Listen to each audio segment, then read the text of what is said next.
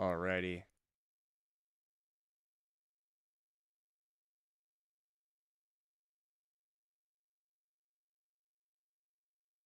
Okay. Okay. Let's do you want to can you hear me on Discord or is this better for you? Whatever's easier for you. Okay. Right.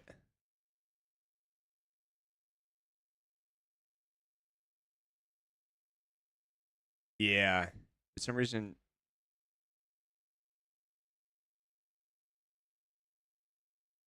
my audio doesn't I can hear it through oh.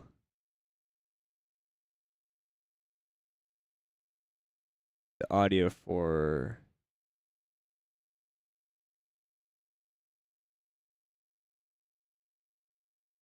it's supposed to my audio is supposed to route to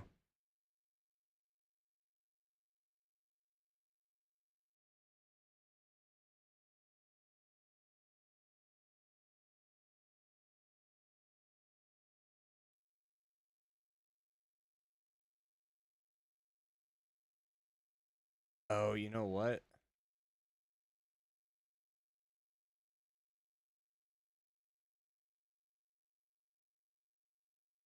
Oh no. Should be on guys, if you're on if you can hear me, type one, type one. I'm almost there.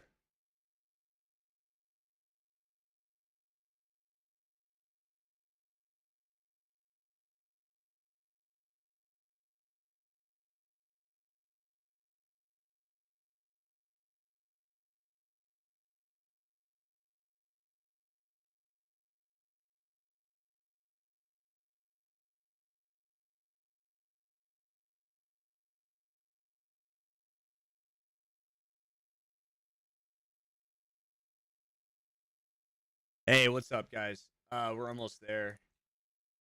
Okay. So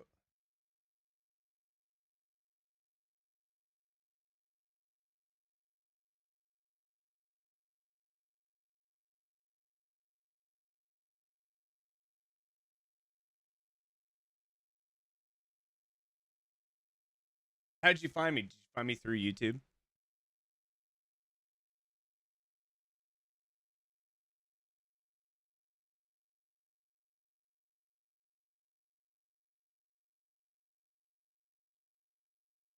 Sweet.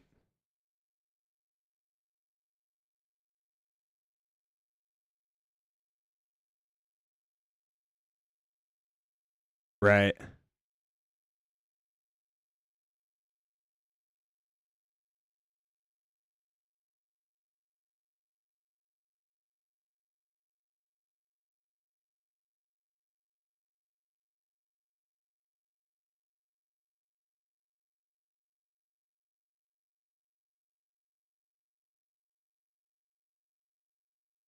For sure. I appreciate that, man. I appreciate that. Chat, apologies. I know that you may not be able to hear him, and so um apologies on that. Actually, I don't know if it's easy for your mic.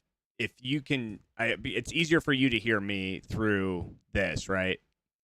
How easy is it for you to use the mic through the other, or is it impossible without doing something weird?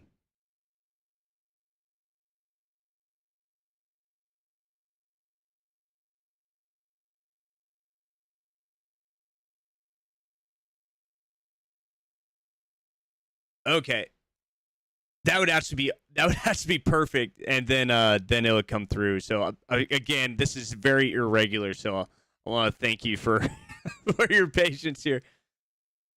Sure, sure, sure, sure. All good, sir. Hey, how are we doing, guys? How we doing, homies? I want to say thank you guys for your patience and everybody today. If you guys are on YouTube, type a one. If you guys are on Twitch, type a one. I just want to make sure I can see your guys's your chats because I think my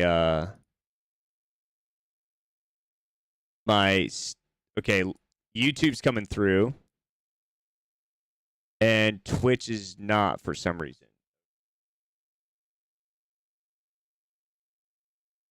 which is interesting. But okay, you guys, I'll have you guys in, so don't worry about it. You guys can chat as well. I'll just put you in a doc real quick and rock it that way. Let me know when you're back and we can. Yeah, perfect, perfect.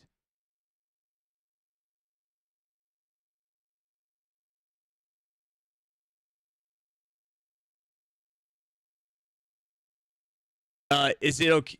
Can you hear me clearly? Okay, okay. All right, let's do this. Does this work? And we rock? And apologies, man. Yeah, yeah, they should be able. They should be able to. Or wait. Yeah, let's do it. All right, man. Hop in and oh whoop.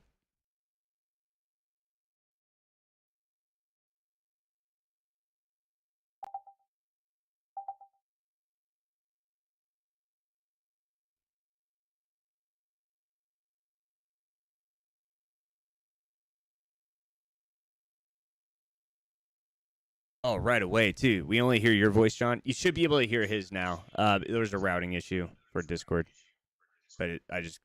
Think. I don't know. What are you saying? No, we're good. Okay, perfect, perfect. All right, so Petite's gonna stay back.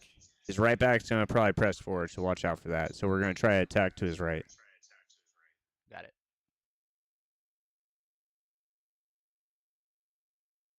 And what division is this? This is Division 1. Perfect. Cool, cool.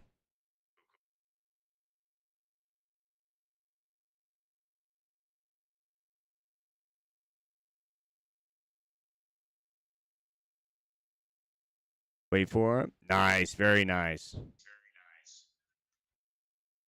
Oh, you need one more touch. Finesse. To wait for him to show his side, then shoot to the left.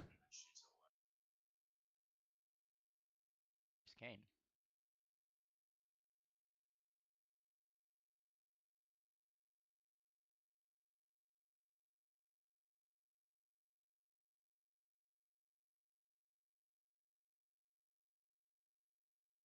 Center mid, drop. Yep. Pinch, pinch. Inside. Very nice. Straightforward. Patience. Let those players run through. Let them run. Very nice. Patience. Oh, too heavy, too heavy, too heavy. Good rotation. Yep, yeah, you got him. Now hit him. This is a kill. This is a kill. Oh, dude. Patience. Let him open. Let him open. Let him open. Let him open. There. Almost.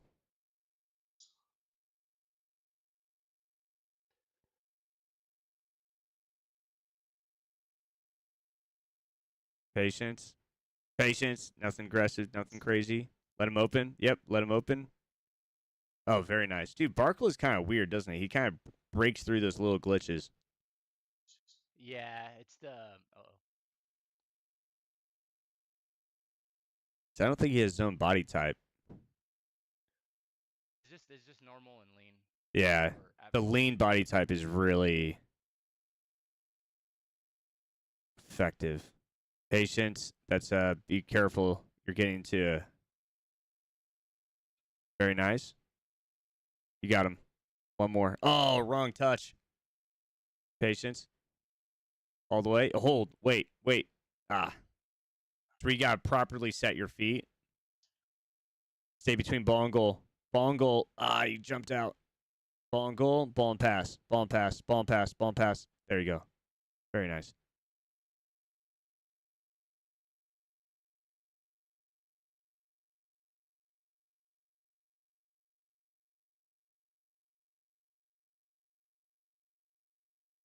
Patience.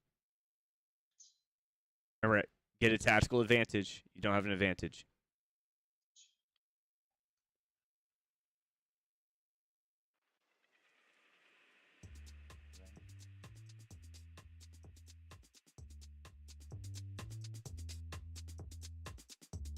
Patience. Very nice. Drop the center mid. Right there. Stay right there. Stay right there. Stay right there. Ah, you jumped. Stay right there. That's all right. Shift. Watch the interior. Very good. Let him jump. Let him jump. You're going to want to attack probably without Gomez. You're going to want to attack with DeMarco. Right. Yeah, that's. I just misclicked. So you should be building your build up from the left side. Ah, that sucks. That's so annoying. Say from my left side or From your left side, you're going to attack his right side.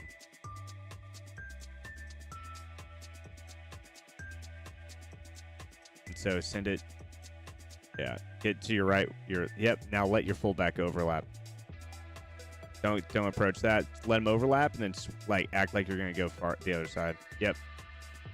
Patience. Oh, you gotta keep him in there though. L1X. It's a little tricky to get used to.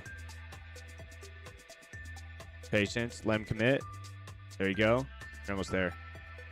Let him commit. Let him commit and turn. Rotate now. Quick. 1 2 1 2 1 2 1 2 1 2 1 2. Other way. That works. That works. So I want you to go from center mid back to the center mid. You see streaming John. Hassan, welcome in, man. Pinch. Oh, you jumped. Pinch. Nice. Attack the left. Don't go right. Attack your other side. Very good. Let your fullback overlap. Let him overlap. That has to be quicker to attack that space. Patience. Oop, that works. Patience. Patience. Let him commit. Let him commit. Let him commit. Oh. what do you when you say let him commit? You're saying Let him come to you to see the decision he's going to make and then do the opposite of what he chooses. And so when you let him commit, you can manipulate that moment as well. But right now I'm just looking for timing. Watch the that's man. Go. Yeah. Yeah. Basically on the.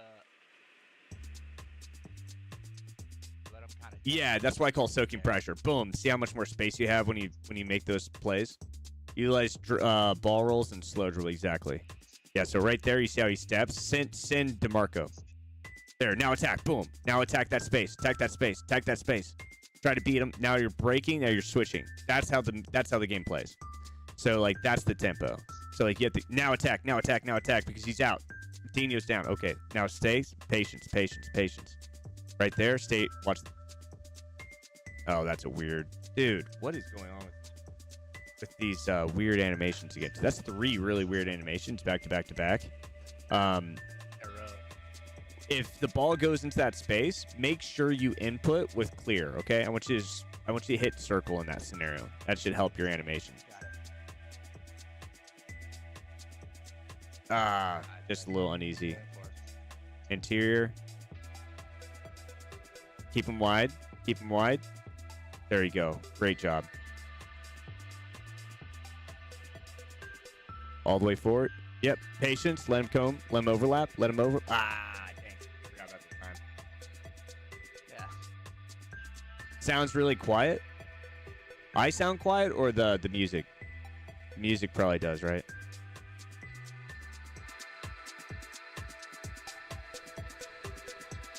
Question is, there a right way to defend or whatever gets the job done? There's a correct way, but whatever gets the job done is usually considered whatever gets the job done is usually considered aggressive. Those animations happen all the time under constant pressure. Look to use circle and like stabbing effort touches. What div? This is div 1. So like those weird balls that kind of come up in the air, right? Try to use tackle. That's usually on the defensive side. That's like essentially the highest priority defensive mechanic. You can spam it, but sometimes you can get fouls. So you kind of want to time it, but there you go. Wait. Create space. You dude, these breakpoints, you just keep passing.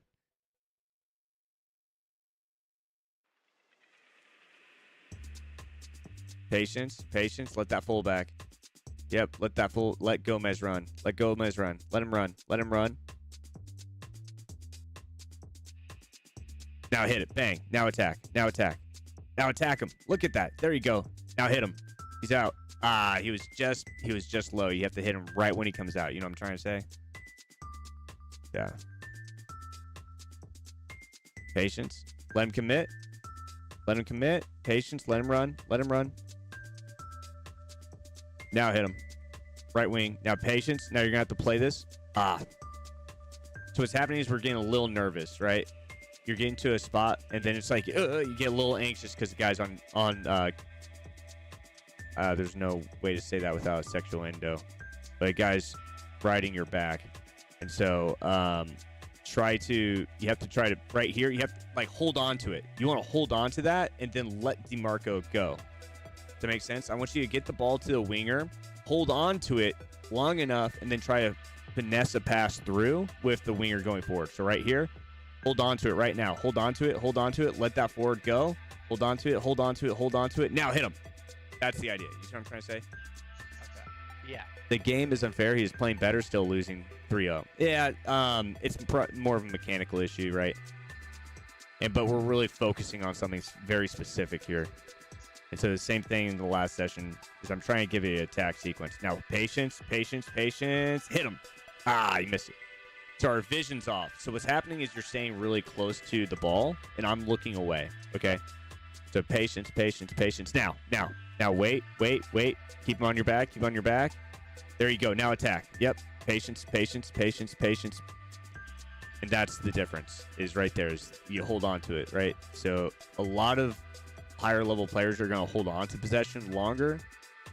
So you actually play relatively slower, but you play quicker, if that makes sense. You play quick, but slow. Dude's literally trying hard to do that. I'm a new subscriber, by the way, who play this game. Who are you talking with? I'm talking to we're in the middle of a coaching session is the idea. But we've had some technical difficulties, so you can't hear him. But just off. Very small, very subtle, very, very subtle. So I noticed he's pressing his team up really wide. Yep. Yeah, you're right. So you can go attack him narrow. Bang. Right to the striker. Yep, right to the striker. Patience, patience, patience. Oh my god. Okay, so what am I messing up there, what's happening is your timing's off. So what's happening is you just need to hold on to it and let him do the wrong thing. It makes sense. So actually I'll clip it. Hopefully that's in there. There, now hit him. Patience, now patience. Try to break his line somehow. Yep, there's a break. Now attack the center. One more, and you had to finish. Yeah. One more to Garnacho? Yeah. That's a spot where you could have made a shot, but you just have to. It's a little bit of a tougher angle.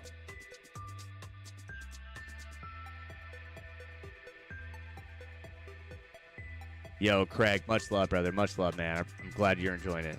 I'm glad game. Oh my gosh. Between both. Yep, you got it. That's where you need to hit circle. You see that? That's an animation glitch. That's like an animation issue. But you just hit circle, it will clear the ball. It will clear the ball. And so you see that all the time. And I see it in game and people complain about that, but really all you have to do is clear it. Like if you think about it as an actual defender, what are you going to do if the ball gets put in a position that's that dangerous? You're just clearing it. That's what they want you to do. That's a tough animation. Patience. If you have aerial plus player in the middle, would you recommend a cross? Yeah, of course. Just the right time, though. Patience. Yep. Let him commit. That's annoying, man.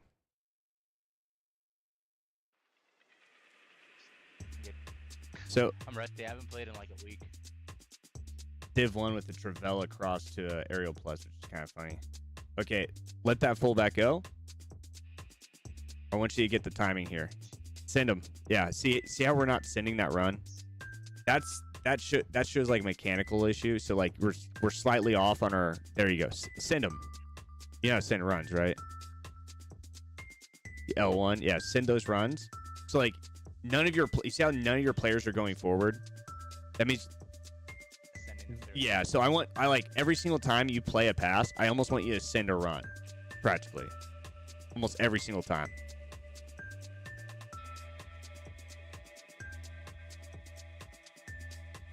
So now, like L1X,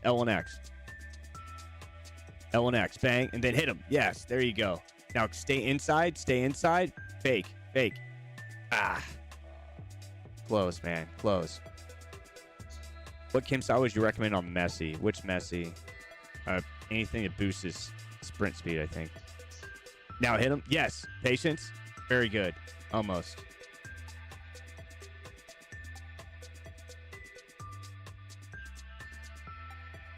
Toss Messi, anything to boost his pass. Most likely, whichever he's deficient in. But his sprint speed is most important, probably. Patient. Now attack that space. Yep. So that's the balance. You see how there's like these tiny areas where they can tackle us and when they're away from us. And it's like what I call mini mechanics. So let me see if I have a clip there. Okay, so when we get into coaching sessions, never get discouraged if you go down a few goals because there's a period of regression and it's a little bit different style of play because you're taking in me saying something in your ear, right? And you're trying to implement that, and it's not always so easy to do. You know what I mean? Because I'm kind of breaking your transition, but I'm also trying to give you a concept of tempo. So okay, let's head over to here. That was the last session.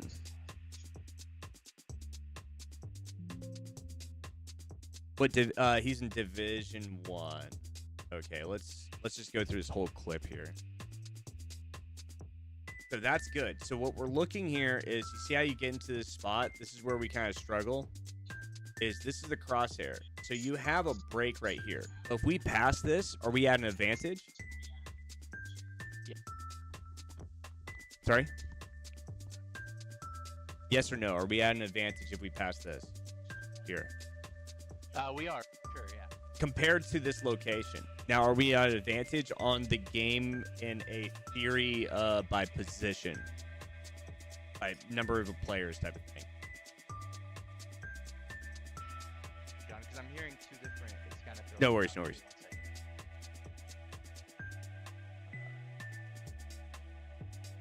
So, let me know when you're ready.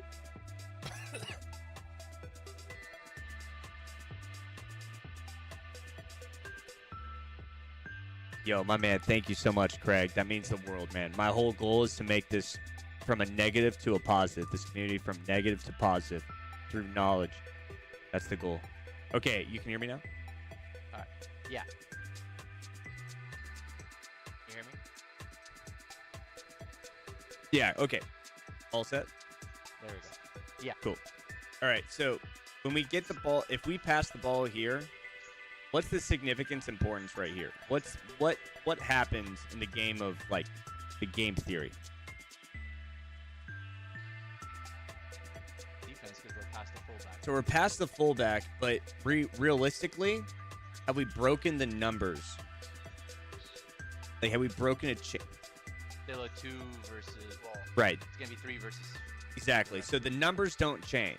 So what this means is that this is what I call a trade. Your trade, instead of trading by like getting here to here, that's taking like a piece of the chess place off the ball, it's basically taking a piece of the chess on the chessboard and getting a win, right? The challenge between FIFA and a chessboard is once you delete a player on a chessboard, they can no longer come back, right? So, but in FIFA, that's not true. EAFC, that's not true. What happens is they can get broken and then they can do what? Recover, right? They can recover back into a position.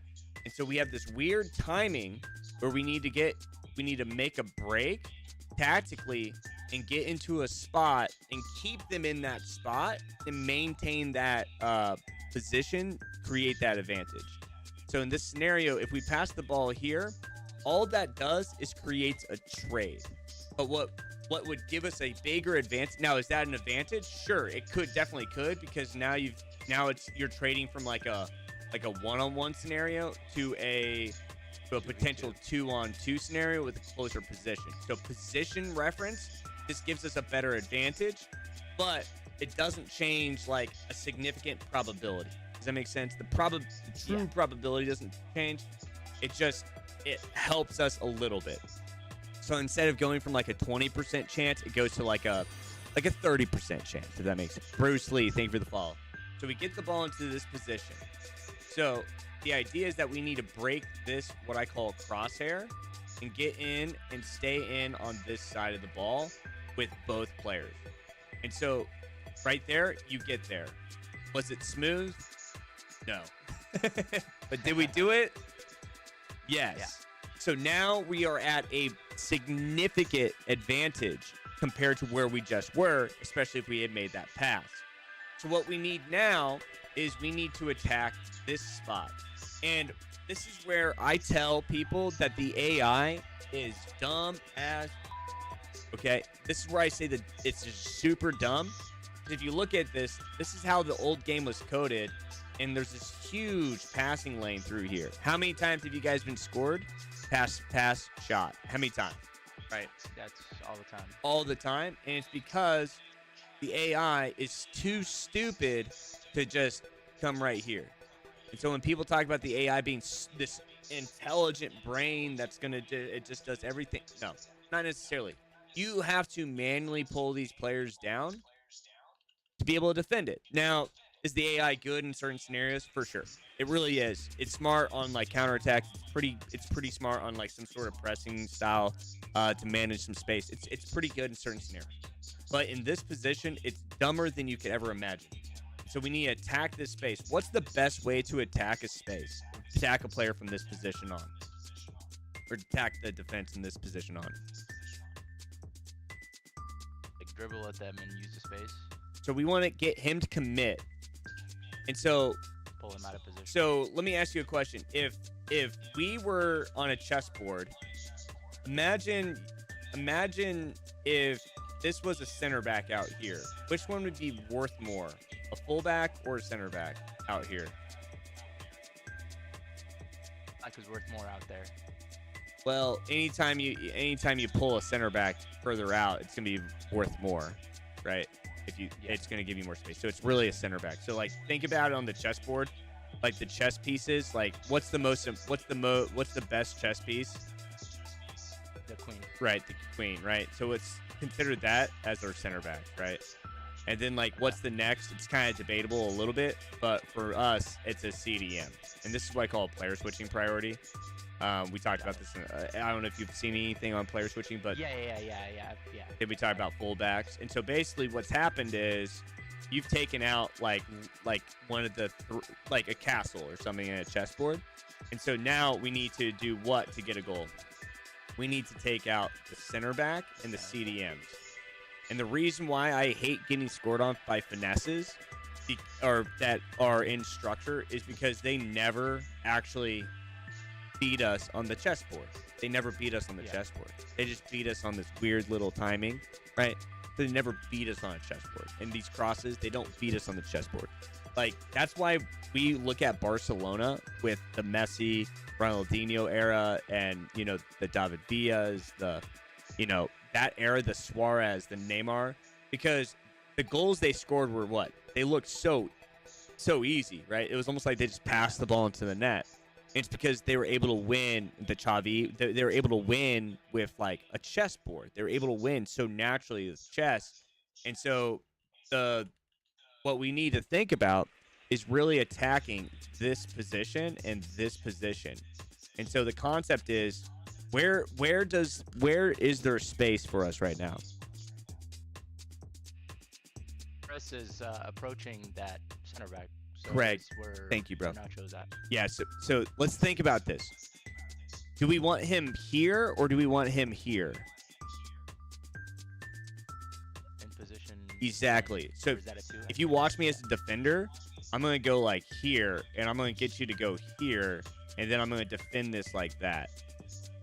That's what I'm going to do, because I'm going to try and manipulate you into taking that space, thinking I'm going to come this way, but I go about here, and then I come down to defend this, because what are you most likely going to do if you hit this byline? You're going to try to sweat it across. You're just going to try to do, back. and that's what I call, that's why I call changing the probability, or manipulating probabilities. So basically the idea is that like the probability of your success, now you have to beat me. You're not beating me on the chessboard anymore, right? You're beating me through efficiency. Does that make sense? So then it's about how fast you press buttons versus the chessboard. So this is where the chessboard comes in, and all we need to do, there's a point where the chessboard no longer is a factor, and it's about speed and efficiency. So if you think of us doing all this down all the way back here, then it's speed and efficiency all the way to net, right? But this is where it gets a little bit tighter. This chessboard stays down a little bit tighter. It's a little bit micro. So as we adjust, we want him to come out to create space. So let's see what happens. So you do a good job. There's the space. Now look here.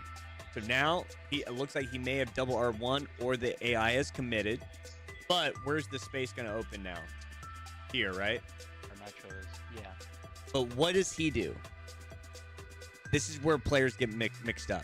This is where this is the challenge on the chessboard. So what does he think you are going to do? Cross and then over to Kane. Right. Yeah. So, but in chess, what is the power is to see the advance, or see where you're going to go, see the outcome before it occurs. So this is what I call the game of wit. And so the idea is that we can hit a fake here after he's committed, and what is he most likely going to do? He's going to go back towards Garnacho so that we can go down the byline. Now we can take the line.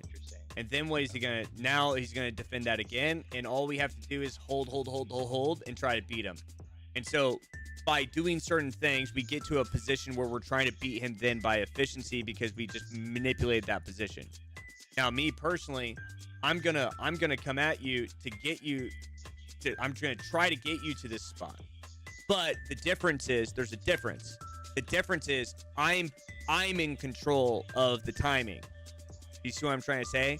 Because how many times do you get here and it fluffs a lot. But if you're in control of the timing, you can have sometimes it's half a second longer, and then it opens up. And that's the difference between like an 800 and like a 1200 SR, is like that little window of timing. This is a very tight position. And so you get into that and then you get clustered. Now, am I okay with you making that pass to Garnacho here? Yeah, but I would need to send it back to Javi or get out of there. Yeah, you have to pull it out and then rotate. And so that's so this is the aggressive way. This is the passive way. So one's going to manage aggression and one's going to manage possession. Right? Trying to score versus try to maintain possession. Netherlands up, bro. I'm telling you. He said that literally he can't win playing chess, but by using Baroque mechanics. In this specific position, the chessboard is timing. So it's not that he can win in chess, it's that he can use chess to create space. That's how I look at it. Flag up. Okay, so on the counterattack, here we go. Okay, so you see that? You see how you press that a little bit? Be careful here, because let's think about being maximum efficiency. Where's he going to want to go? To him. I want to go to Saka, right? Yeah. So are we going to be able to tackle this ball right here? No. So let's just... Can, but it's going to be tough. It just creates space. Let's just defend that. Yeah. Defend this. So now you're out, and so maybe you can hit that. But what happens is now you're forced to commit to that location. Now you're forced to defend that zone, and that creates space here for him to come back and then play down the middle, which now he beat you through here.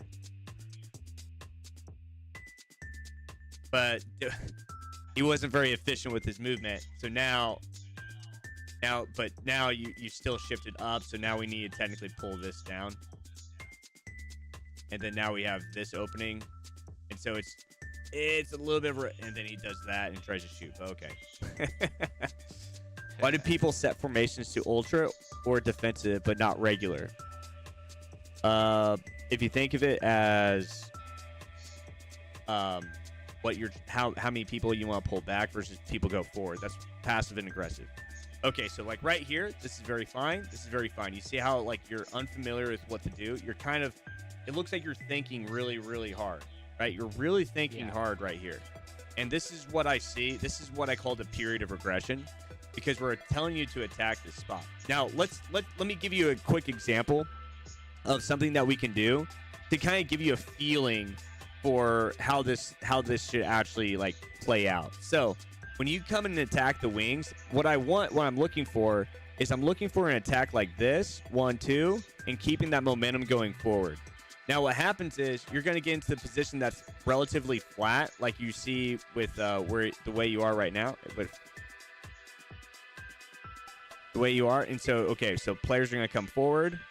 And so what's going to happen is you're going to be more in this type of position, right? Something like this. And so you need to play like this and rotate and try to get those balls through. Well, that was a bad pass, to be honest. But you need to play and rotate, get the ball forward, and then pull that out and let those players rotate. That was supposed to go to Pele. But the idea is I want you to see one player going this way, one player going that way. One player, it should be like almost like a pattern flow. Because if you get into this position, what happens if we make this pass to Barcola? All the pressure is going to pile up on him. Everyone's going to shift over. It's going to be right in your back, though, right? Yeah, so it's going to be right when you pass it, the ball. Where's the pressure? You're going to have a defender right here on your back, right? Yeah. And then maybe something coming this way. So if you leave him right there, all you can do is what? Pass back. Does that give us an advantage? No, it's a wasted pass. It's what I call possession without purpose. If there's no purpose to this besides possession, you're gaining, you're managing possession. This is why I have like sometimes I'll win against a pro and I'll have 20% possession and they'll have 80 because they keep on doing this BS. No, they're not doing anything. They're not doing anything. Yeah. There's no advantage that they're gaining, right? And I'm not gonna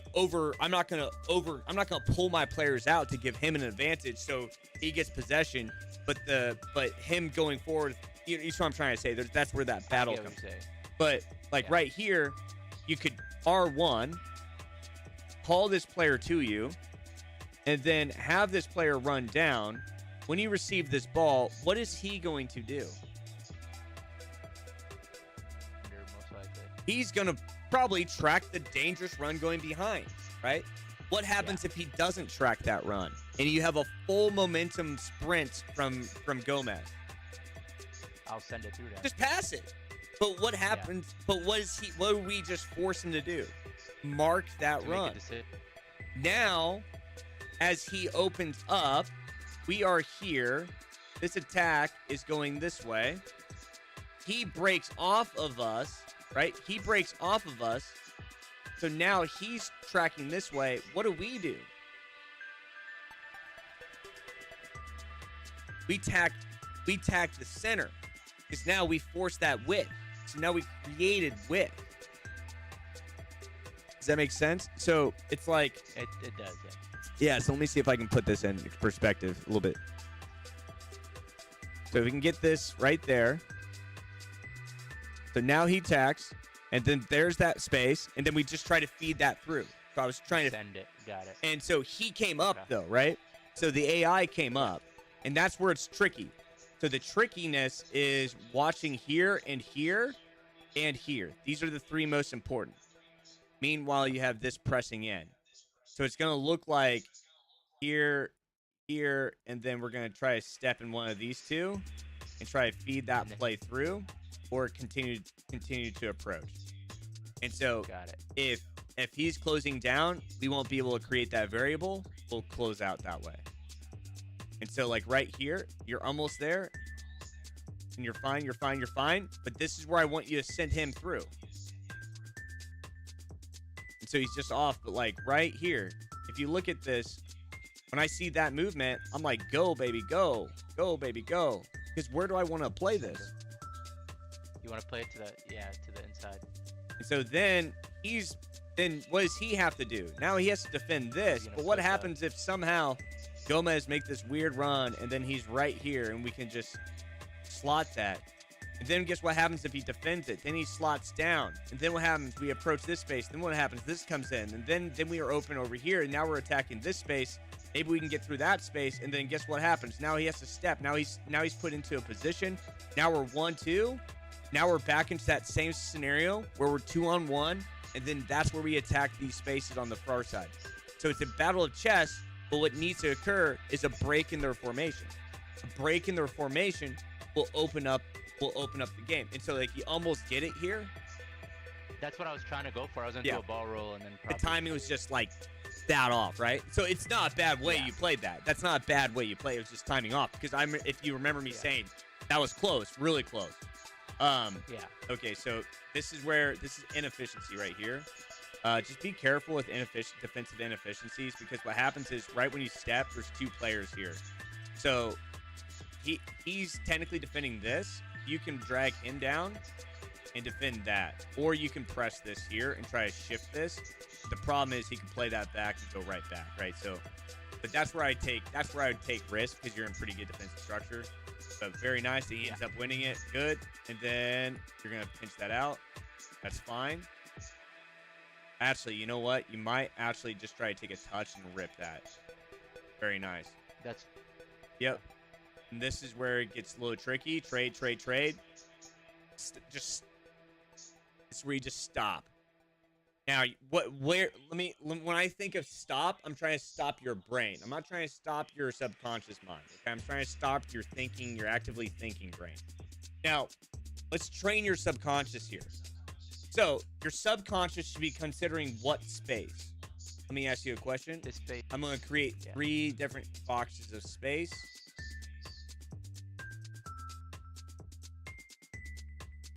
Which 1, 2, and 3? Which one's going to be the most critical space that we're going to be trying to stay within? John, time? How you doing, Karma? I say 2. 2. That's where we're going to try to we're going to try to manage the ball right in that spot. So my brain tells you to stop. Okay, so your brain should be stopping, but your subconscious mind should be taking you into this position. Now, what mechanic would most likely help us manage this location the best? Fake shot moving forward. Fake shot, ball rolls, effort touches, technical dribbles, whatever balance based off of the momentum from these players. It's not one dribble, it works every time. Now, technical dribble is really good because it's like it's a little bit faster than left stick, but it's a little slower than full sprint, right? And so I would say I would take like a technical touch or something here and then try a left stick, because it's gonna be a tight spot. So my left stick would be here, but my brain is thinking here. My brain is right here. What is super obvious here? That defender, he's pushing forward or down that way. So he's leaving Travi open, which is what I was trying to hit. But I hit instead of just a simple X. Your angle's off. So what's happening is that your brain is constantly thinking, I need to get to like this spot where your timing's off. Something's happening where you're mentally disconnected from this. Now, this is a speed of play issue typically, or kind of a game of wit issue as well. So what's happening is you're trying to pass this way. Yeah. I want to pass this way. That way. That's the difference. Big difference. Because this mechanic's going to be taken away every single time. Every single time. Oh, you know what? Does that work better for you? Did you just add me on that?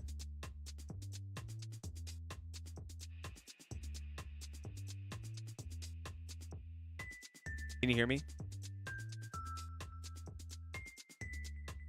Oh, you know, here once.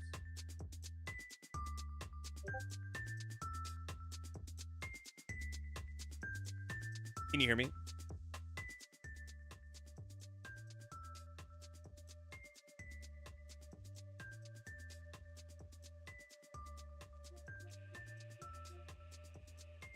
Are you able to hear me?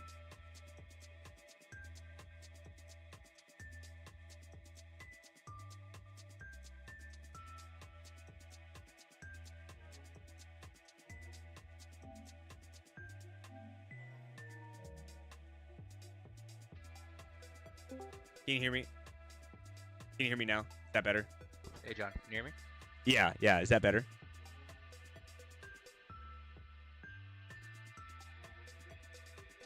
You probably can't hear me. Okay.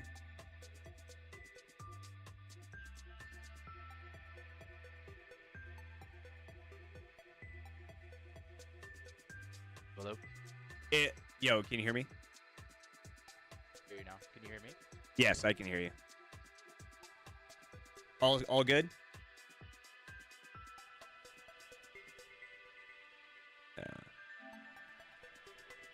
What's his username? I'm gonna.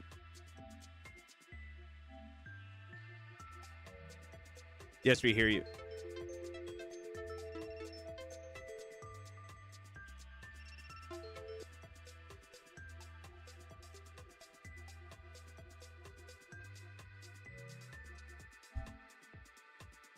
Where's my mom just called me? My dad's in surgery, so.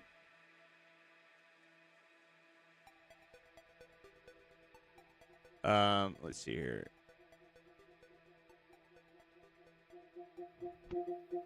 What's I cannot hear you. What's the username? Is it like it's AJ, right?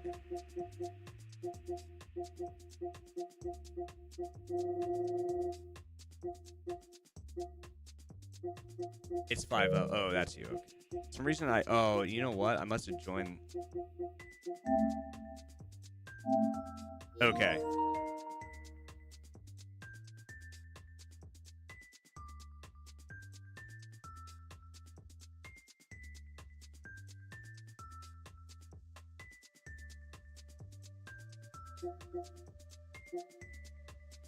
Can't just join.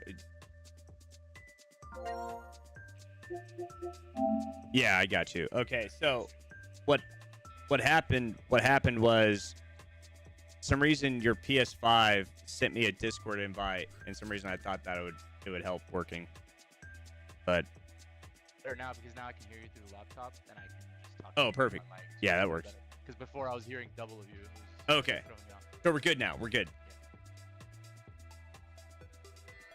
We're good now, right? Okay, cool. All right. So basically, when we're in this position here, we need to just pass this way. That's it.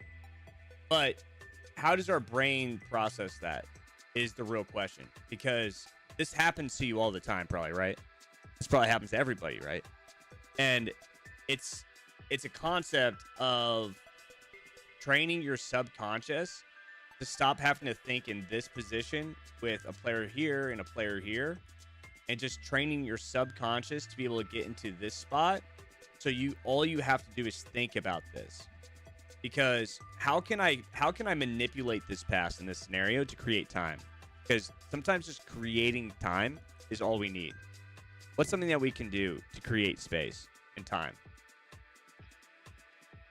Or you could do like a Sorry? dribble, like a technical or a fake shot. For some reason, it's hard to hear you. Wait one sec. How about now? That's better, much better. Okay. No, you're good. No, I was saying, you like we mentioned, like you do like a R1 dribble or do a skill move to kind of create that space, like basically kind of without losing momentum. That's how I understood it. Is don't lose momentum, but keep moving forward. Exactly. At the same time, slow down and let the play develop. And you want to pull that player out. I don't know if you can hear.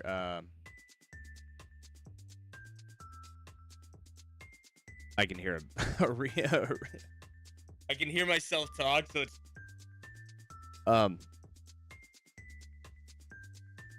basically you want to hit a fake shot and try to manipulate that player while managing the momentum going straight. So if you're going this way, you hit a fake, you sell the position this way, and then you go that way. It's simple, right? It's a simple concept, but the problem is we have to be able to train our brain in order to have those scenarios all the time, right?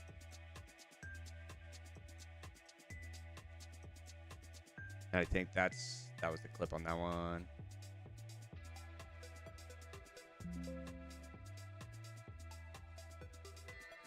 Same one, I think, maybe. Yeah, that's the same one. Also missed a few chances in the beginning. You did, yeah. 2 or 3 shots where I was in on goal. Is that the same one? Yeah, that's that. I just want to make sure. Yo, with the sub, thank you so much. H-Shell. 6 months in advance, dude. You're insane. That's crazy, bro. Thank you.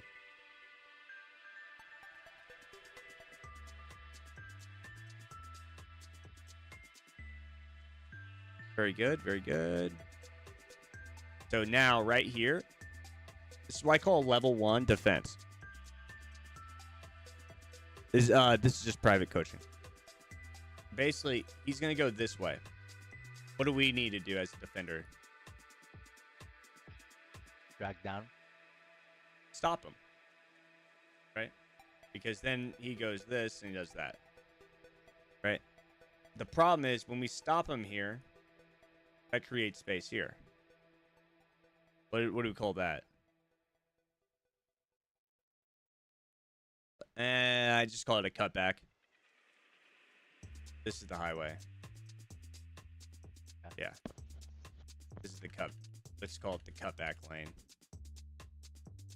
Sorry, I guess kind of is a highway. It's almost like they built one. It's like they built one. You know what I mean?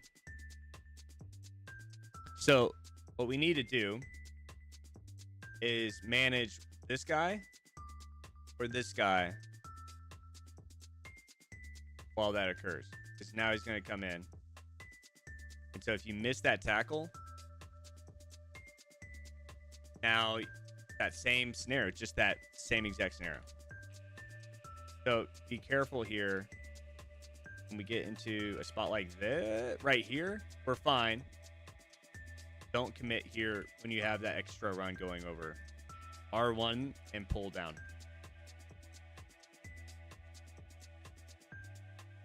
Pressure with the fullback, but pull down with Garnacho. Exactly. You're prepping for that next pass. And you're waiting. Good. Very good. That was the best. I think that was your best pass. Then okay, so this is close. So now we need to manage this space a little bit smoother. See how you go like that? And you needed like a harder touch right here.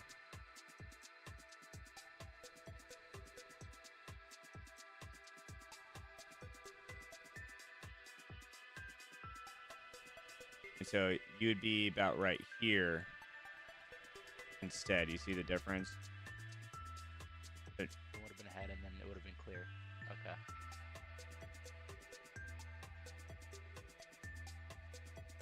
Very close. Very good possession. That was probably one of your best ones.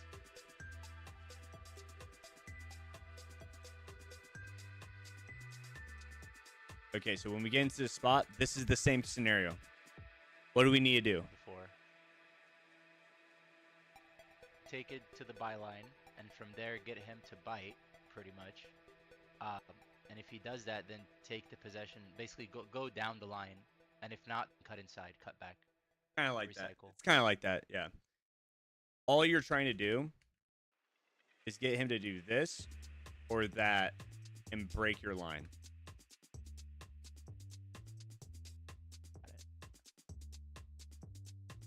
Do the opposite. Yep. That's what have you seen the 3 pillars?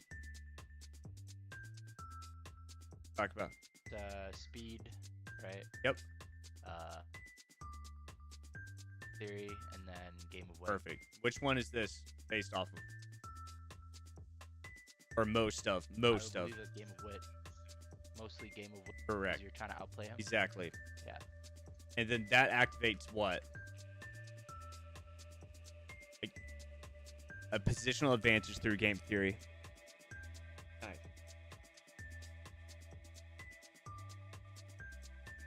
Sorry, my wife. Nah, you're good. So game theory, that activates our positional game theory. So right now we're in game of wit. Goes to game theory. But to be good at game of wit, what do we need? Speed. Right. And what is speed based off of? I would say being efficient, because you always mention Efficiency, right. But what is efficiency? Because I mention it all the time. What is efficiency? Say no extra movement, like you said earlier about, like, for example, possession without a purpose, like just kind of passing the ball around without like doing things in a directional way. Kind of. Efficiency is about maximizing. I'm gonna turn my I'll pull my headphones out while I say this because it's gonna be a minute. Okay, so with then it goes through my it goes through my microphone on my place. Okay, so when we talk about efficiency, it's about doing what we want to do at the fastest rate of possibility. Now, there's always an exception because there's a what I call a margin of error. Welcome in. If you guys have been messaging me, we'll get into this in a second. I'm currently with a paid session, so we'll answer any questions after this. But okay, so we want to do what we want to do as efficiently and as effectively as possible. What does that mean? Effective and efficiently as possible. Well, it just means that if I want to go to the left this way, I need to go to the left as fast and as smooth and as best mechanics as possible, right? So I need to go to that way as fast as possible.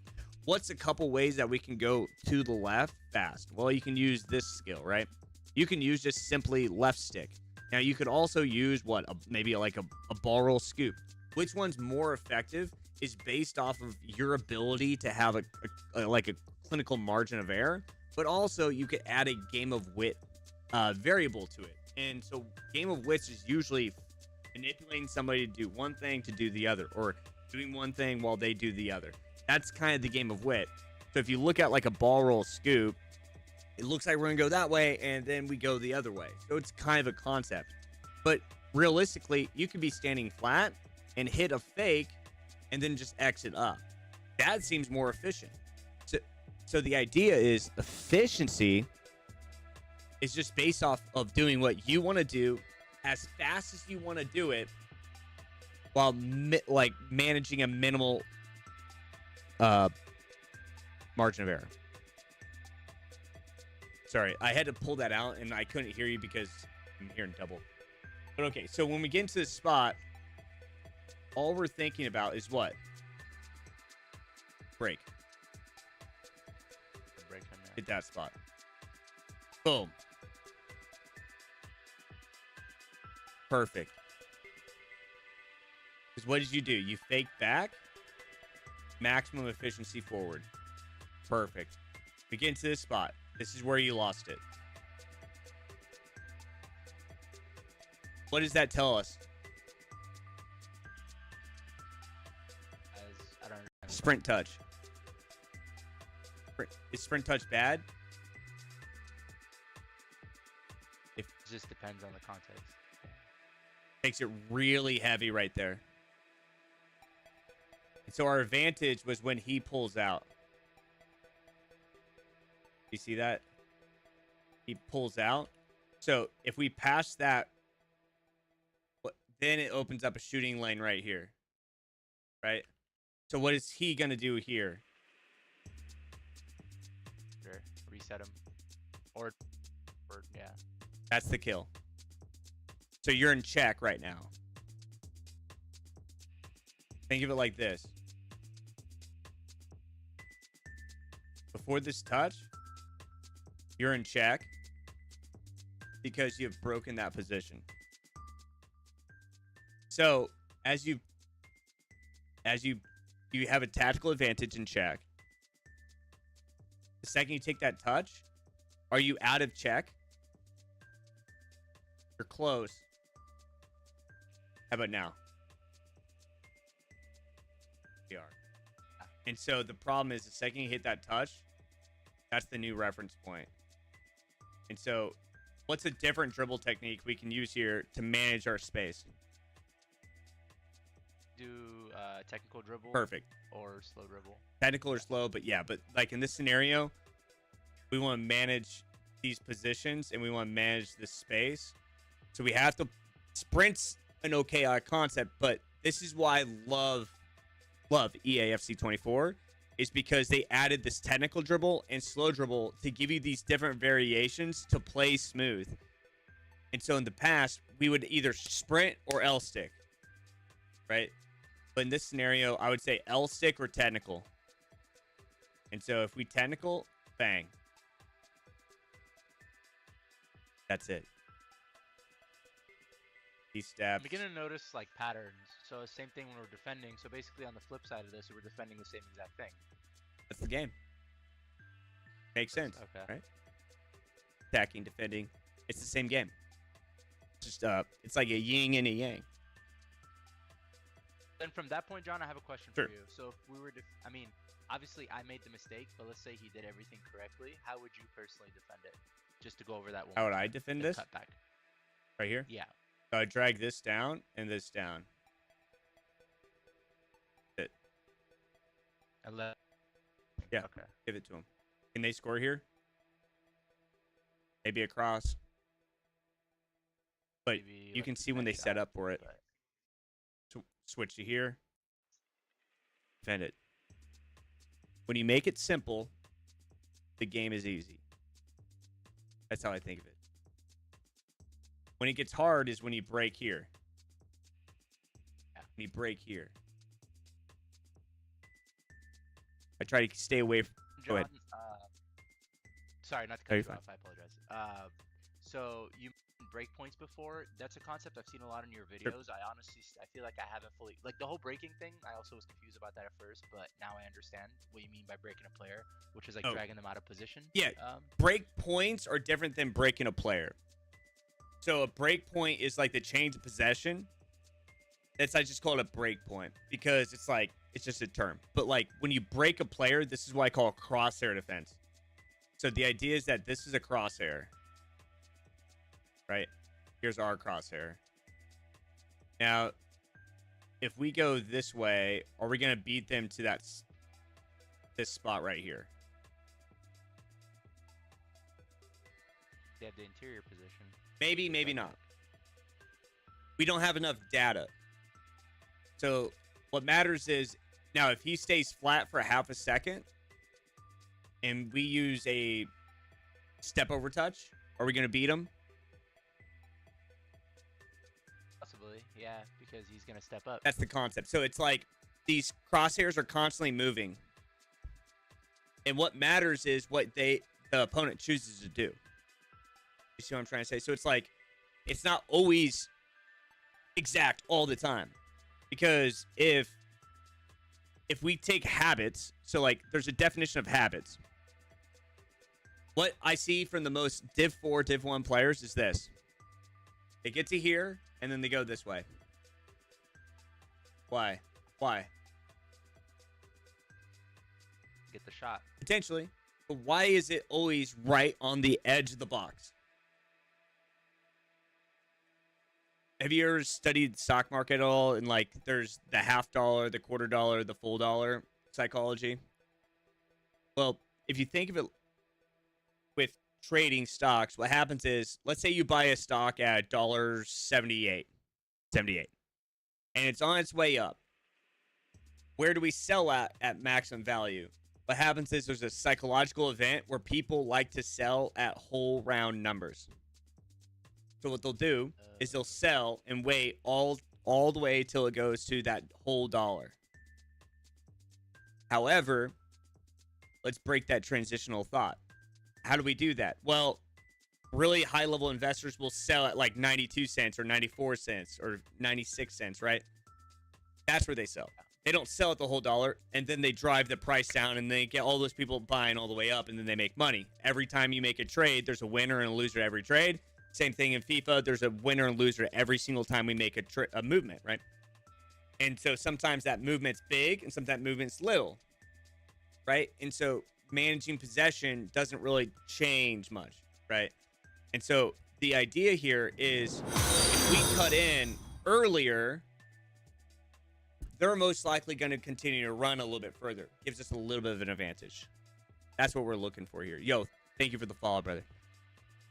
So the idea with what you're trying to say is, if I'm defending this, I'm gonna start cutting back at this location. I'm gonna start cutting back at this location, and I'm gonna give this space because you're most likely gonna come in this way, almost every single time.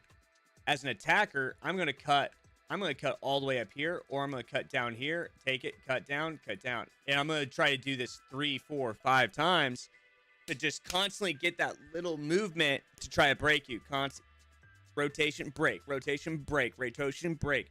And that's what the pro scene does, is on the wings, they're not going 1, cut in, right? You're going... Not using that as a reference point, basically. They're cutting this way, cutting this way. They're constantly trying to rotate you, right? That's like, they're constantly trying to bang, bang, bang, cut, cut, cut, cut, go back, cut, go back, go back. There's the break, then they take it. And so if you watch the pro scene, what they do is they do like this, ball roll, and then they step over and they hit, right? They ball roll and they step over, hit. They ball roll and they step over, hit. All they're trying to do is get you to do this. Let's say they ball roll inside. They're trying to get you to do this, and then they step over boost. That's what it's, that's it. That's the game.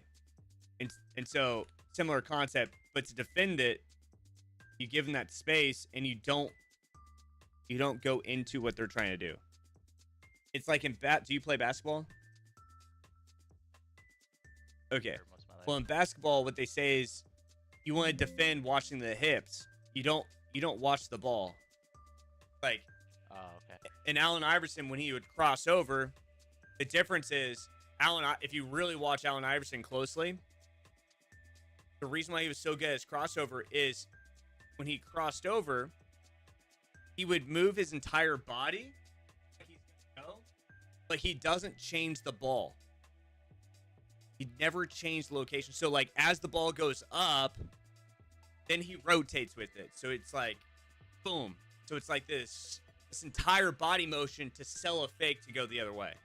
And that's how he get his breaks. That's how he gets so much space all the time. Boom, boom, and then bang, boom, boom.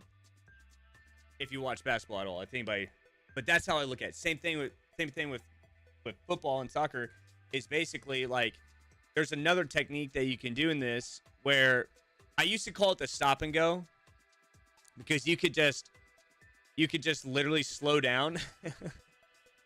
I used to do this all the time. I would dribble, tap L1, and then just sprint out. And they would just to send them. Just fly, man. I'm kidding you. It's just woo. Like, you know those weird edits where somebody just like dives and they just like they go fly into like the heavens. That's how it felt. Yeah. But you can do that with L1 and then sprint boost. I don't like to teach it because but it's really effective. So L1, boom. Boom. L1, boom. Hold him down. Right. But what's the problem with doing this? You lose momentum, probably. Kind of. You're losing you lose a little momentum, sure. But it's really the body position. Which way does it look like I'm gonna go? If you ever see this animation. Say, like to the inside. Really? So if you know this mechanic really well, you're gonna try to go directly straight because of that little. It's the goal. Got it. Yeah. So you're gonna try to get that little boost, but if you're right in front of him, is he supposed to go straight to me? That's Doku move. He is going straight. Yeah, he's just gonna go boom, and then try to go that little boost. Here, wait and then break. Wait and then break. Same thing as hesitation, right? And break. Same concept. Different games have the same game, right? And so, let's see here. Thank you guys for the follows. Right here. how we're thinking. Where's the break? There's no movement. We're petite. So you have petite up high, right? But do we have the break yet? No. So where our eyes need to be is down here. But what's happening? Nobody's there. So this is why I want you to attack with that fullback, because where would he go then? There you go. So we need to be comfortable soaking what I call pressure, with our fullbacks and break this. And so what I tell people all the time, like if we take like a tactical board, let me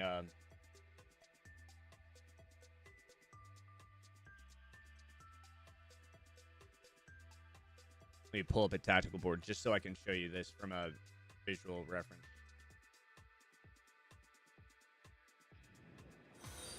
Yo, thank you guys for the follows.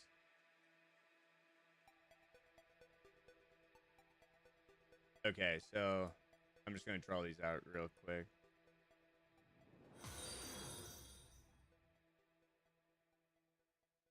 Good thing you started doing this. I really like this. Yeah, I don't do this very haven't seen often. this on your channel. I Pretty cool. sometimes do.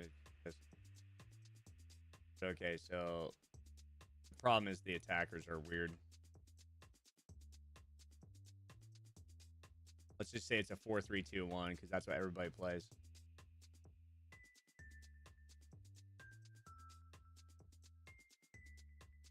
Okay, if we think of it like this is what I'm looking for you to do. Okay, so the 4 is our right back. What I'm looking for is this engagement right here. So all I'm looking to do is like this little movement. And then have somebody come into like this. Ball goes that way, right? But if sometimes the timing is like this,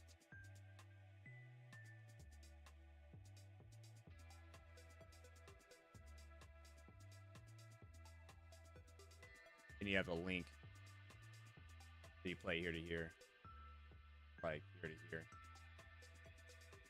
It's like can't turn, so we have to turn, right? We're turning side to side. So if we turn like that, it's going to open up. But if we turn this way and he's running into space, boom. So you have to use your runs as manipulations. You'll see it all the time in my own gameplay.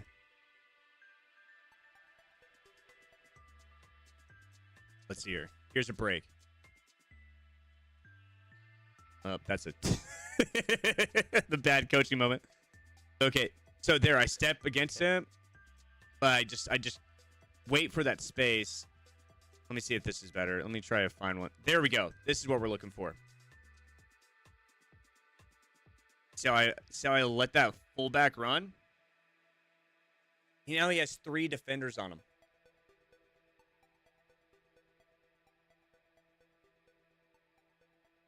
You see, I hold up, I wait. I get them both to commit. For him to bite. I'm waiting for him to make a mistake. I don't, correct me if I'm wrong. I'm too impatient. I'm so focused on like progressing my play. I'm not really watching what the opponent is doing Exactly. so much. Yeah. Everybody. That's like everybody's problem. You get tunnel vision is what I call it. What happens is if you get so focused right here that we don't see this.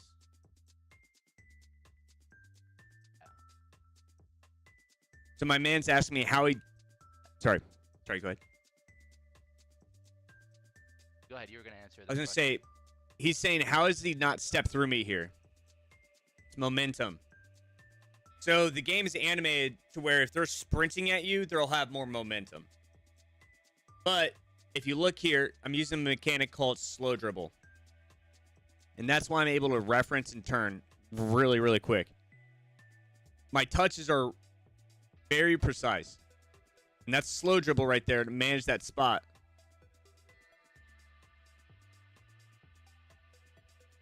But okay, same thing. So go ahead. What were you asking? So then you said you mentioned tunnel vision. I definitely agree. So how would you fix that and train your brain to look up? It's tough. It's tough. The first thing I want you to learn how to do is be comfortable and confident with the ball and playing with the player on the back. So the first thing I want you guys to understand, honestly, anybody watching this live stream right now, dribble in a circle and see how good you are at it. I mean that in the best way possible. You're going to quickly be humbled because this isn't even very efficient for me right now. This should tell me where my skill level is. If I can, how fast I can turn this into a dribble. Now, if I use slow dribble, I can turn this even faster. I'm a little bit off right now. You can see it, right? So I'm a little bit off. See, I'm turning a little bit too quickly. But it's confidence with dribbling. So now if I can look away, I can still see and dribble extremely effective. So the idea is, let's say I'm getting pressed where you're at right now. Yeah. I feel comfortable and confident. The amount of data I've collected in this scenario is I have about a second to a second and a half before he's going to press. So I have time to take a visual reference over here and over here. About a second and a half. How fast does it take to do? Pretty quick. Half a second. Right. Yeah.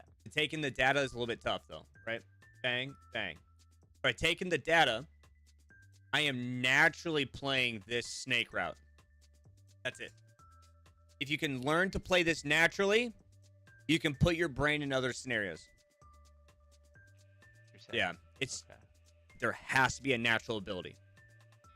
And that's where that speed of play, what happens is players, they build their speed so high, but they never develop game theory. They never understand that they need to attack that fullback. They never develop game of wit. And where I see this traditionally is like freestylers. Those freestylers that play this game in real life, they're so gifted. Like, their touches are better than pros, right? But why aren't they pros? Simple concept of game of wit, timing, and game of theory. They're not good at making people miss. They're just good at replicating tactics. It's like using abusive mechanics. They're just really good at replicating it. I hope that makes sense. Yo, David, 1 second. Thank you, brother. So, so you just have to get comfortable. So, first step is coming in here, dribbling in circles, and being very comfortable doing it. I want you to do that. How can we get comfortable with even more? Skill games. Go into dribbling. Go into inside the zone dribble. And what you're trying to do, break a plane efficiently. You're going to get around them relatively easily like this. That's not where you're in here. What you want to do is you want to shield the play and then try to get in and try to bite it really easily, right? And you're just working on those mechanics. Try and make it super efficient. So it's like ball roll and then boom. That's the idea. So it's like slow dribble, slow dribble, slow dribble. Whoop. Yeah, exactly. So like whatever skill move you're going to try to use. Whoop. I'm trying to use it like a ball roll scoop. So like ball roll scoop and try to break it, right? So what did that show me? Well, maybe I need a ball roll first and then turn and try. And that gets those little tiny mechanics for you. Get those little tiny little details where you need to turn, and then try to break. Now, I'm playing really slow right now, but basically it's like turn, right, cut it. You're trying, cut. Now, you can do that, right? But that's not the point. Boom. Realistic, yeah. It's like turn. Right. Anyways, you get what I'm trying to say. That's going to help you just get a player in your back. Do it 1,000 times. Restart drill. 1,000 times. Restart drill. And that's going to get that you're going to solve that puzzle right there a lot easier. instead of getting stuck in to that same repetitive position. Okay. Like right here, same concept. You see how the battle, you see how he's kind of pushing that player while he's going forward? This is usually tells you that he should be higher than Division 1. These are little tiny details I'm looking for when I'm referencing my opponent's skill level. And so I base it off of speed, game of wit, game theory. So if I categorize it and I see a player playing like this, do I think that he's being good by speed or game of wit or game theory? Well, in this case, he kind of used game theory and game of wit more than speed. More game theory. Yeah, he sent a player forward and had space doing it. More of a game theory. So, okay, so that's that tackle from earlier. Here we go. Great play. Just that same clip. Yeah, okay. This is what we were talking about, right? And then there's the rotation. You see how I'm okay with you taking long here? But where's the advantage right now? Yeah. I do have videos on defending, by the way, guys. Where's the advantage? I would say where Kane is at. Boom. What's the fastest way to get there?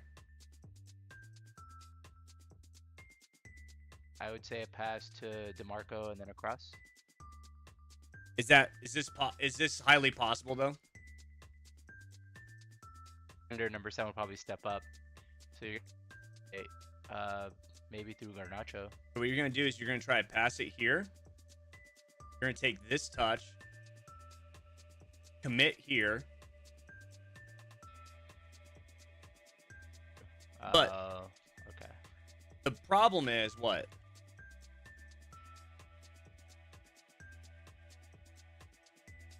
Step up by the defenders.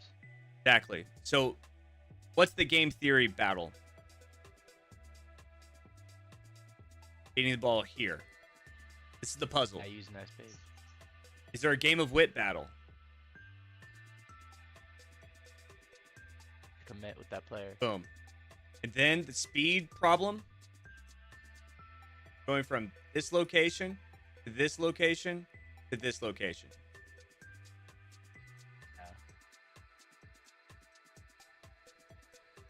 Yeah. It's funny, right? I'm trying to process everything. Kind of. Yeah, like, man. But over time, what's happened is I didn't know how to express my thoughts when I first started coaching. And so as we continued to get better as a coach, I was able to categorize these concepts to express it. And so all I'm trying to do is express these little details to show you that there's a significant difference between playing fast, playing smooth, playing quick, playing slow, like all those different variables, because you can play slow, but being tactical with it. And you can play fast and being The ball around. and being, yeah, there's different values, and it's all based off of what? That tempo, that symphony. And what does it look like when we're thinking and we're analyzing the game? Oh, and then you gotta up the tempo at some point. And so when does this key moment come in? Right here. When is this key moment? The break. That's usually when you break the opponent. The crosshairs.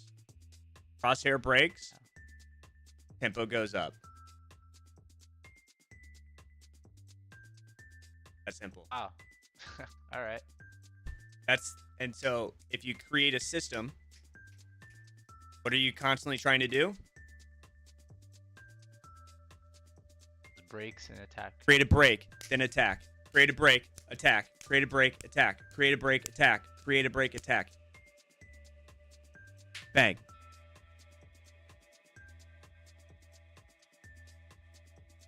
You get it here? Look. You have it. Did you need to do what I was going to do? No. Why? Watch Day Young's position. He jumps back. So when you make that pass, this is what you call an adjustment. So the concept of the solving the puzzle is what? Pass it to DeMarco, pass it to De Jong, then pass it, right? But if you can pass and get here, what's the hard part? Those are that step up basically. Actually wrong. So when you're learning a new subject in school, and have you ever studied what's the like math? Let's talk about math. What's the highest math you've ever gone to? The like calculus. Calculus. Okay, so you're solving like maybe an integral or something like that, right? And it's a new concept of integration. And so they do it on screen, or they do it when they're coaching or teaching you, and it's really, really easy. And you're like, oh, that makes so much sense. X, Y, Z. Then you go and you practice it. It's really tough. Why? Miss those little details, right?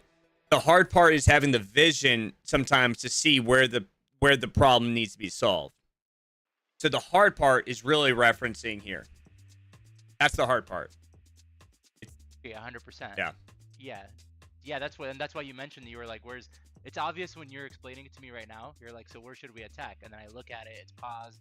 There's no pressure. There's nothing. I'm like, "Oh, obviously it's Kane. Simple. Everything's moving. And the parts are going moves around. quick. Right. And that's on that speed value, right? And so it's like that. That's why I talk about data collection so much. Data collection is so important because the more information you understand around the pitch, the faster your choices, the faster your animations can be, and the higher probability of success, right? It's just, and so like when people say they're good at FIFA, they're probably good at passing back and forth and doing the mechanics and step overs. What they lack is the visual express, the simple understanding of the game. And once you see it simply, it's like I've seen Div 4 players go into Elite because they can do all these mechanics. They can do every single mechanic ever possible, but they can't have the vision. So what I'm going to try to tell you, and the best way to do this is when you come into a position like this, these are moments where you can start scanning the field. And guys, I apologize if I'm ignoring you. We'll get into it in a second. But basically, when we start scanning, when should I start scanning? When you have space, like when the ball is relatively safe, there isn't that much pressure. Are we safe right now? Yeah, I mean they don't really have direct pressure. We're very safe. And so, how much do players move within like 2 seconds? A lot or a little? I'd say a little bit, right? Not too much. And so, what are my eyes thinking in this moment? You should be looking around, gathering data. We're gathering data, right? So, like in this scenario, okay.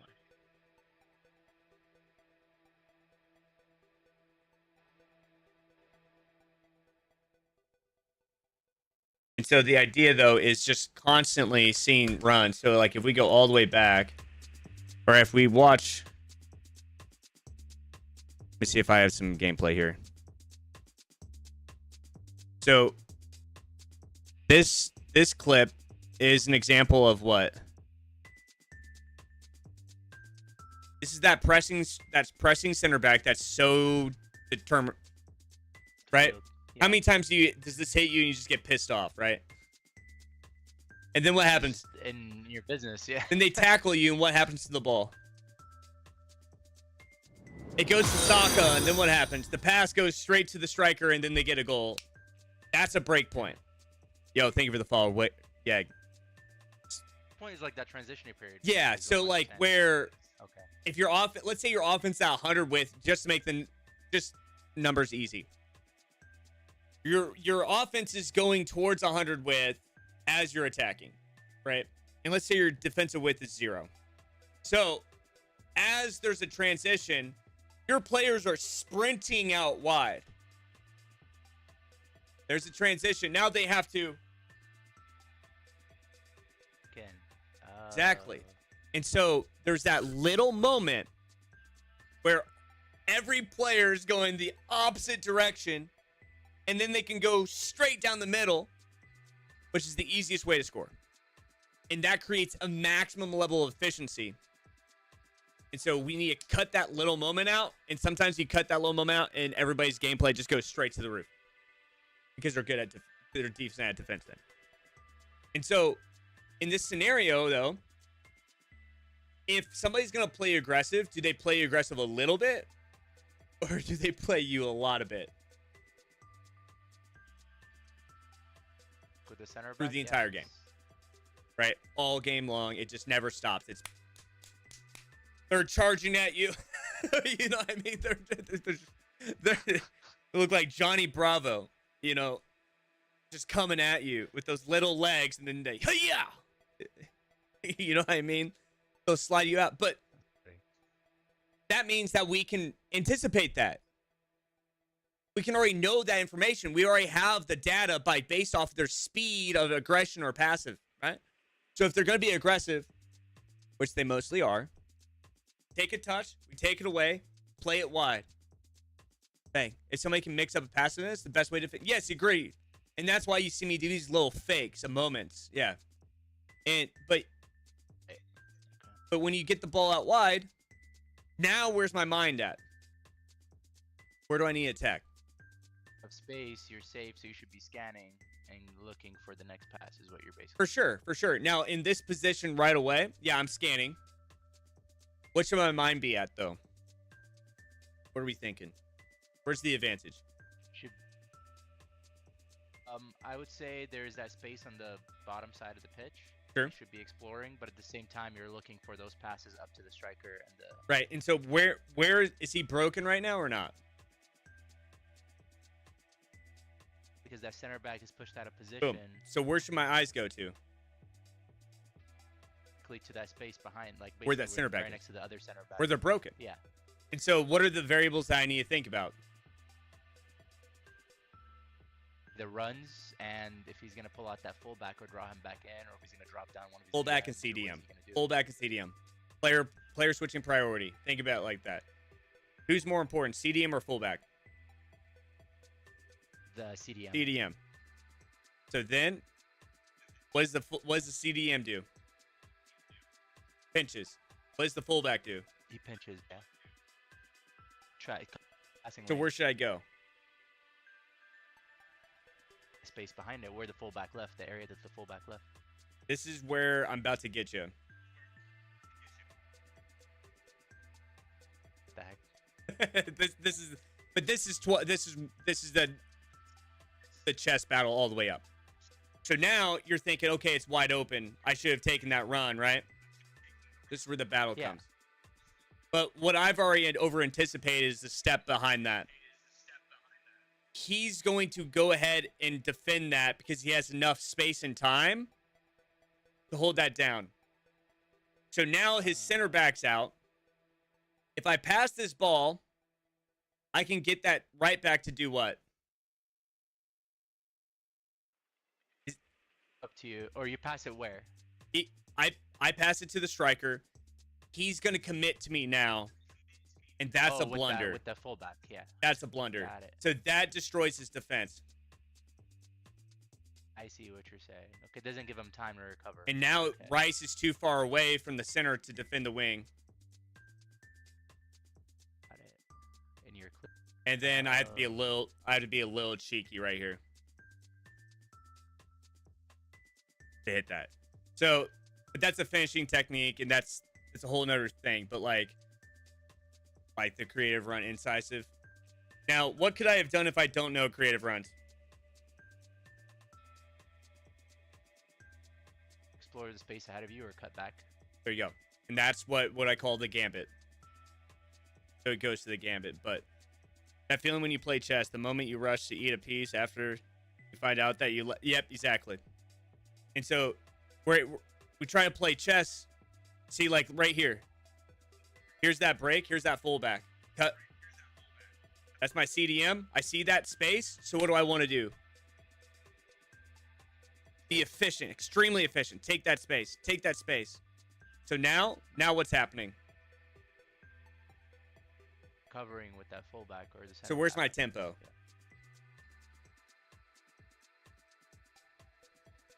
I believe, in my opinion, I would say lower because you don't really have. It's like 2v1 now. So if you look, I'm still 2v2. sprinting, but I'm really confident with my ability to create creative runs. And if you look at the far side of the pitch, I'm confident with my ability to get the ball from this location all the way to the top side. So I'm continuing to display. If I'm not confident in that ability, rotate out, swap it out, try to break the play. You can see I'm still playing, and see my mind's down the pitch, and somehow I get that position, being passed to and then I lay it off. So it's like this is game theory. This is confidence. You see it, and so this is skill right here. Yo, Benjamin Stacking, thank you for the follow. So this is why I believe in creative runs so much, is because my ability to make those passes. So like right there, those little fakes, all the way up, there's that. Almost got him. I missed it. But you see, that's the battle. So let me show you, right? It's a timing, that tempo. Bang, bang, he's aggressive, My timing was trying to fake. He didn't move right away, right? And so that gave me a weird timing because I thought he was going to move faster. He didn't, so I choose to pass. Expected it, and he didn't do it. Yeah. And so that's where my brain's at. It's a different timing. But if we look, where are my eyes? Think about where my eyes are.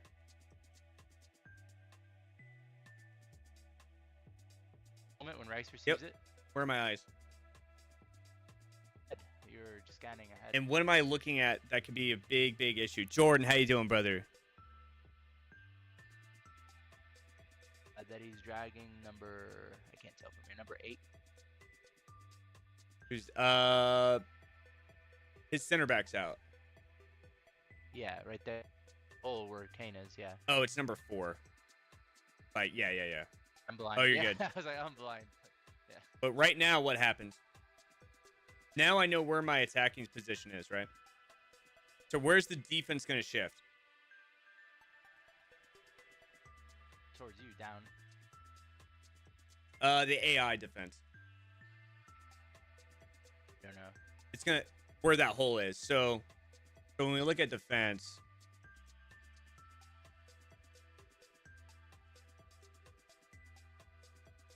if this is like this, what happens is the AI goes like this.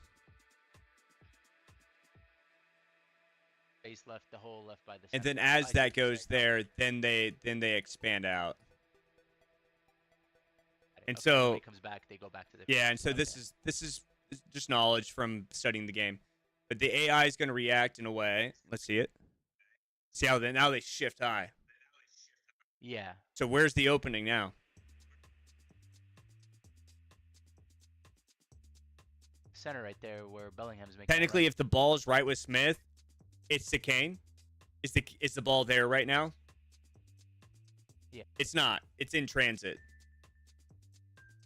To get where? From Rice to Smith, if you see the ball transitioning. And so I can't get it to Kane yet. Right. So I have to adjust. And so now my vision isn't on the ball. It's where the defensive shift is going. Now that they've shifted high, I no longer have the Kane advantage. I still have an advantage with Kane. Kind of. But that gives me just enough time to take a lane, which is crucial. You see me draw it down to hit that pass. And is this pass going to happen at the beginning of the game? Maybe. Yeah, is this pass going to happen at the beginning of the game? Probably not. You have to have a really, really high level long pass and nobody has good long passing, which is pisses me off because I think passing is more the biggest stat. And so like whenever all these players have like 90 plus dribble, but they don't have good long pass, like passing is part of the game. I don't know. That's the balance of the game, I think. So for a simple example, just wait for him. Why? Just wait for him. That's all it is. Just wait for him. There's the step. And personally, I would have forced that pass way quicker and probably lost it. I see that now. But watch this step over. Do I preach? What do I preach? Efficiency, right? And so how good am I at step overs? I don't know. I'm okay at them. I'm not perfect at them. But if you look at this, what do step overs do in this moment? As a defender, if you're defending this, what are you thinking? Take it with Kane, probably. I'm gonna step over, boost in that space. Then where am I gonna attack? Right between Koulibaly and the right back, or the left back. And so that's manipulation to draw them out, to take out that space because they're anticipating speed. And so look what he does. And then just right behind him. You thought he was gonna do it. That makes sense. Yeah, what your chat is saying right now, they're saying here where you pause is where most people will be passed. I 100% agree because I would have passed right there, to be honest. Just hold on to it. Just hold on to it just a little bit longer. Pretty much where I would have been trying to. Yeah. And that's where the game breaks. Yeah, that makes sense. But okay. Did the AI break? Or did he break? Yeah. The player out of position. So is that me being really, really good at this game? I got him. Okay. I got him into a trap. I trapped him, and then he just went for it. But I still have to finish, and that's where the game can be really tough. See if I have one more. Oh, yo, thank you for the follow, my man. P.S. There's a step. 1, 2. There's the fake. Straight through. Get in the bite. And wait for him. Now that's a pretty good finish. But do you really have where's my margin of error? Higher for somebody that's not so familiar with La Croquette to Cantles. What I was actually anticipating, this is an adjustment, is I was anticipating him to have the center back and come down. Yeah. And I didn't want to go to the edge there because of the space. So I was actually going to pass to Bellingham. And so I cancel because he didn't do any of that. And I just go into space. I just go into that. And so it's like an adjustment to, I guess, attacking or whatever scenario it is. Okay. Here's another one. He passes it to me.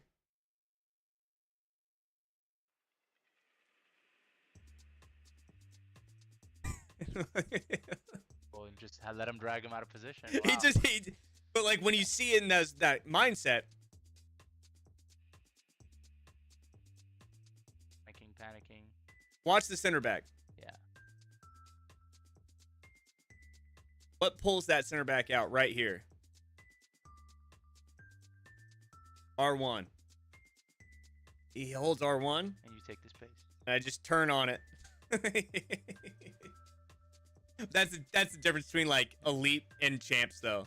Like you're not gonna see that in division rivals very often. Here's an example. There's a creative run, and I just use that as a fake, and I just go into it. But it's like I'm looking for those little movements. If you watch, where's he going? He's going high. I'm confident with my technical to be able to get there. There's a turn. He breaks. Okay, well, that one I practiced quite a bit, but that's a whole nother story. Yeah. But Hit him with a fake, and then go. But Yeah, because he's biting every time. Man. right, and so Okay. we'll leave off with a couple. Just I just want to we went over because I really appreciate you all the technical difficulties and all the stuff early. But basically, you just need a fake and go forward, and you have one. That heel flick is pretty good. I don't use it often, but it's pretty good. Whoop. Let me see if I can. Also, there's a fallacy for pro players that they're only good at attacking this way on the bottom side because they're so used to seeing it this way. They never practice on the other goal. So you'll notice, I'll notice this all the time. High-level players will be so gifted at attacking me on this side, they'll be terrible on the other side. Because have you ever done a skill move on all three? Yeah, that's happens all the time. And so I'll defend this side to no other level, and then I'll just attack them like crazy on the other side because I have more space and time. Yeah. But that's a whole nother. Anyways. The idea is that you just need like something to go that way to go the other way. If it's seal cancels, whatever it is, I've got a video I can link with you, but yeah, that's it. Okay, perfect. All right. Yeah, man. Thank you again, and I'm sorry for all the timing issues and everything today.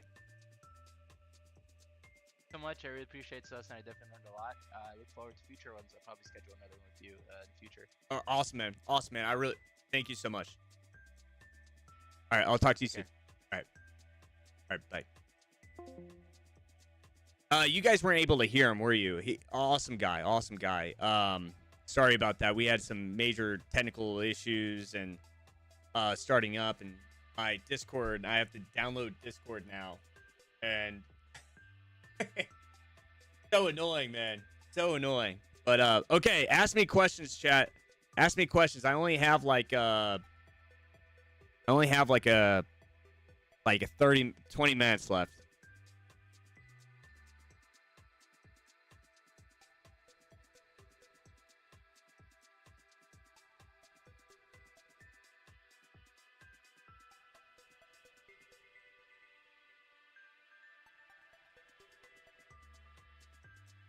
How to do hero click skill move.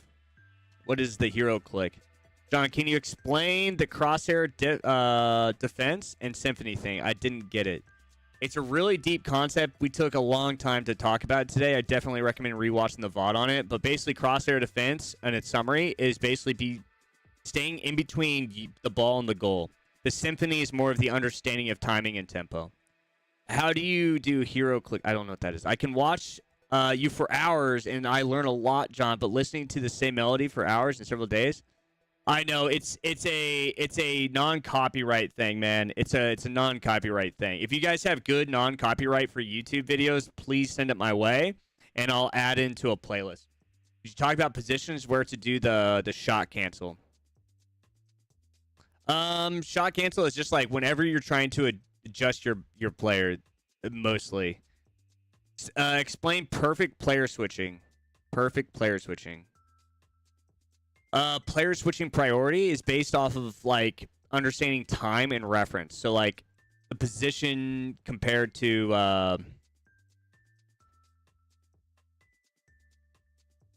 you're trying to find the maximum efficient position to stay between the ball and the goal. How to do you contain your team? What do you mean? Luffy, press L. What do you like to use? What do I like to use? What do you mean? How do I keep a good structured defense? I recommend watching the video. Type in ! PD into the Twitch chat, and that'll pull up the video called Perfect Defense. I highly recommend watching that video. If I missed your chat, I apologize. How to perform creative runs. Tap L1 to trigger a run, then flick the right thumbstick. How to do a simple fake. Literally just fake shot. So it's if you power up with circle, just cancel it by tapping X. Cancel it by tapping X.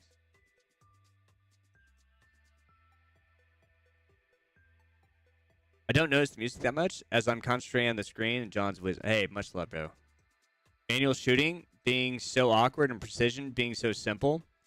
Is there a chance with the pitch being square and goals being square, the manual dead zone is potentially. I don't know that much depth. I haven't dug into that. But that's a great question. That's a very deep question.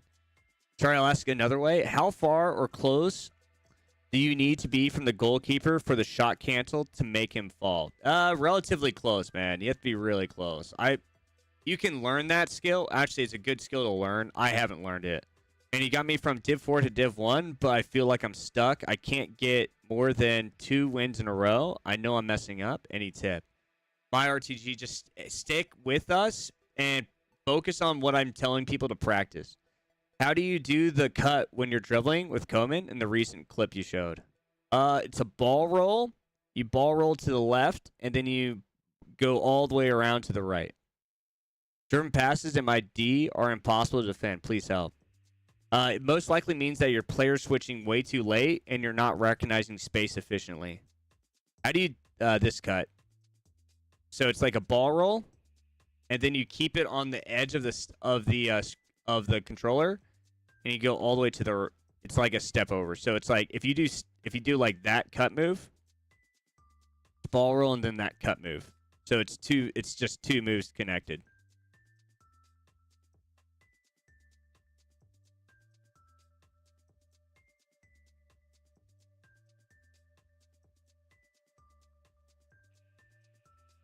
Whoop. Doing too fast. Whoop.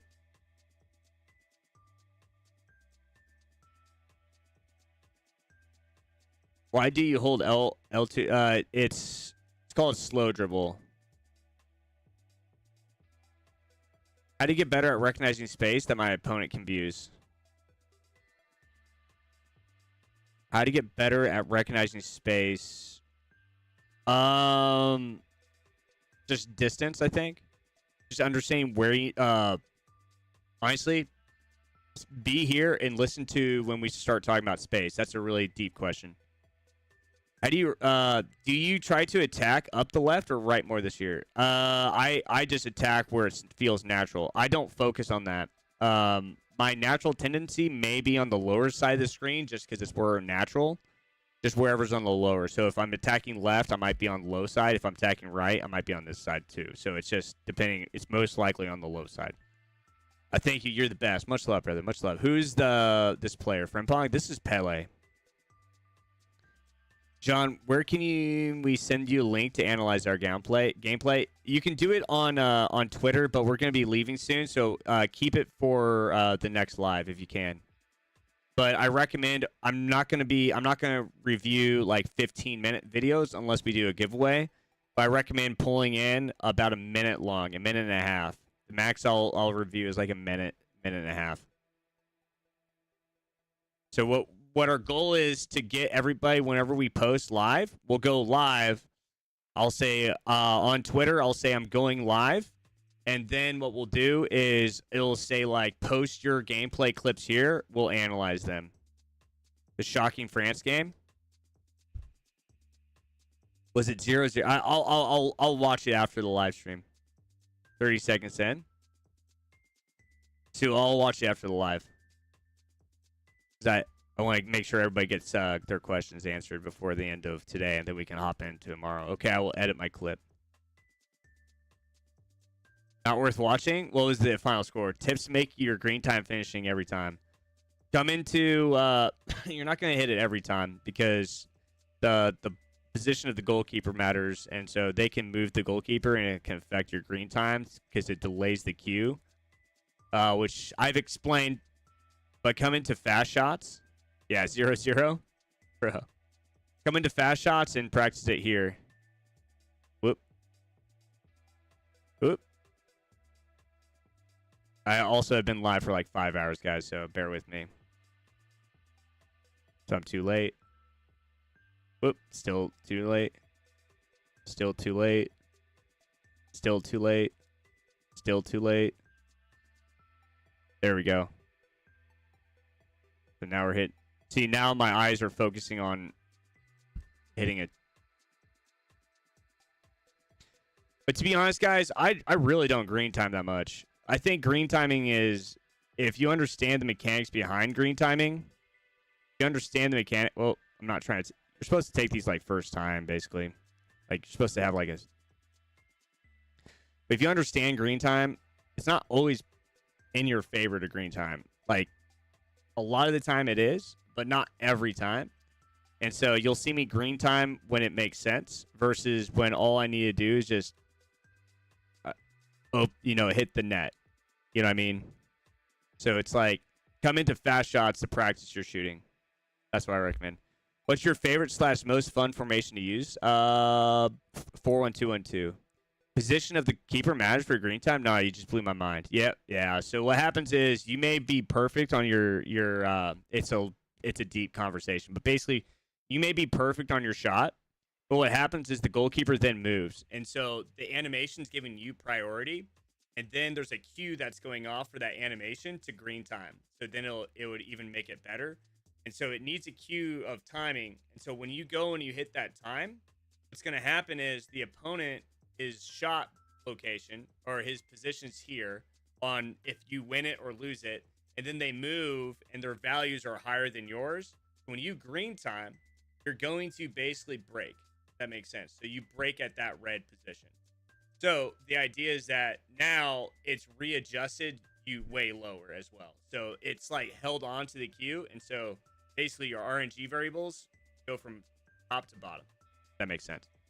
Most times, regular shots are better. Most of the time, it's all about getting... It's honestly, at the highest level, guys, I care more about the opponent's goalkeeper moving than I do about, green timing. Now, if I'm forced into a position where I'm forced to make a green time because I've got pressure on my left shoulder, I've got pressure on my right shoulder, I can't adjust to shoot to the other side, and the goalkeeper's moving to a position and they've got the back post for some reason covered, and then I have to shoot near post, far post, like on the byline or whatever, then I'm going to green time, right? Or if I'm trying to rip a finesse shot and I need that extra little juice, I'm going to hit a green time. But if I'm just one-on-one, I'm never going to hit it, really. I'm never really going to look for it. There you go, goalkeeper movement. What type of play styles do you need for CDMs? I would recommend intercept or anticipate. Those are definitely great. Every day is a school day in this stream. Love it. Much love, brother. I try to green finesse and corner shots. It's really whenever you need a little extra juice. Most of the time, you don't need the extra juice to get a proper finish. You really just don't. Quick tip for anyone struggling with finding space. Trust me. Guys, if I missed your chat, I apologize. I'm not trying to. Trust me, just watch John's gameplay and analysis, and he's trying to imitate. What he is doing is trying to imitate him. You probably have bad habits. It's 90% the way he's moving. Yeah, I'm constantly trying to be ahead mentally. Hey, John, comment on the previous YT. Hope is well, Dad. Foxhead Live, that sounds familiar. Much love, man. Much love, brother. We're if you're just tuning in, we're at the tail end of our live. We've been live for 5 hours. Started watching your videos last week, and I'm 10-4. Right now on 100 MS, bro. That's actually pretty good, man. That's pretty good, Joe. Bro, I suck at FC24. My players don't run forward. That means you need to send players on runs. You need to utilize the mechanic to allow those players to go forward. Or in custom tactics, I stream on both, so we're live on both right now. You need to utilize fast build-up or long ball to push those players forward. You can see those in my tactics that my ultra attacking. What's your video on perfect defense called? Perfect defense. It's called perfect defense. You can look. Yeah. Thanks. I got you, bro. Yeah, that's if you guys feel like the defense is way too good, then you need to send players forward. You know what I mean? We've only played 2 matches with Hanson.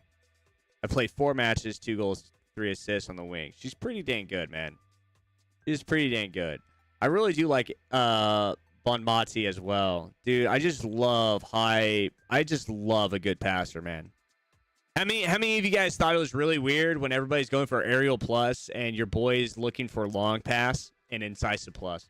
Anybody think that was weird? If you guys were seeing my stuff a while ago and you're starting to tune into my content and stuff, everybody's going aerial. I'm going incisive, baby. I'm going incisive. It's just so much more fun if you use incisive plus. So much more fun. I think intercept plus, anticipate plus, are two of the most important. I got promo card to Young, and his passing is magical. Dude, there's nothing better than a really good passing player, man. I can't tell you. It's just, there is just nothing better than a good passing center back or good passing player, in my opinion, man. There's just nothing better. There is just nothing better. Olga better than Theo? Different. They're different. Well, if you know my tactics, I attack with my left back. Now, if Zambrotta, here's the thing. It's not natural for me to attack with my right back. I like attacking with my left back.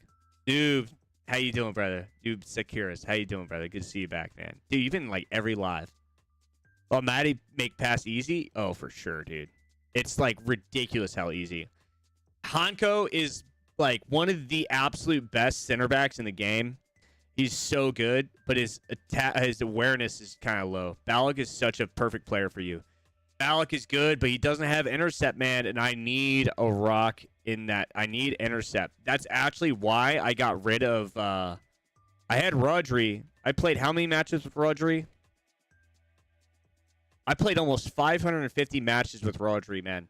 And then I packed Rice, and we got rid of him. I come whenever I can. Dude, I really appreciate it, bro. Incisive plus is best, yes. And you know what's funny is Teo has incisive pass plus. Teo, where's my boy Teo? Yeah, there he is. He's got incisive pass plus. Isn't that funny? But look at his long pass, 81. So I'm like, it's like gives him 90. Saboteur is a demon at CDM for you. Fair. If they have intercept plus, man, it's wild. It's wild. I want to get Honko another Evo. You guys think I can get Honko another Evo?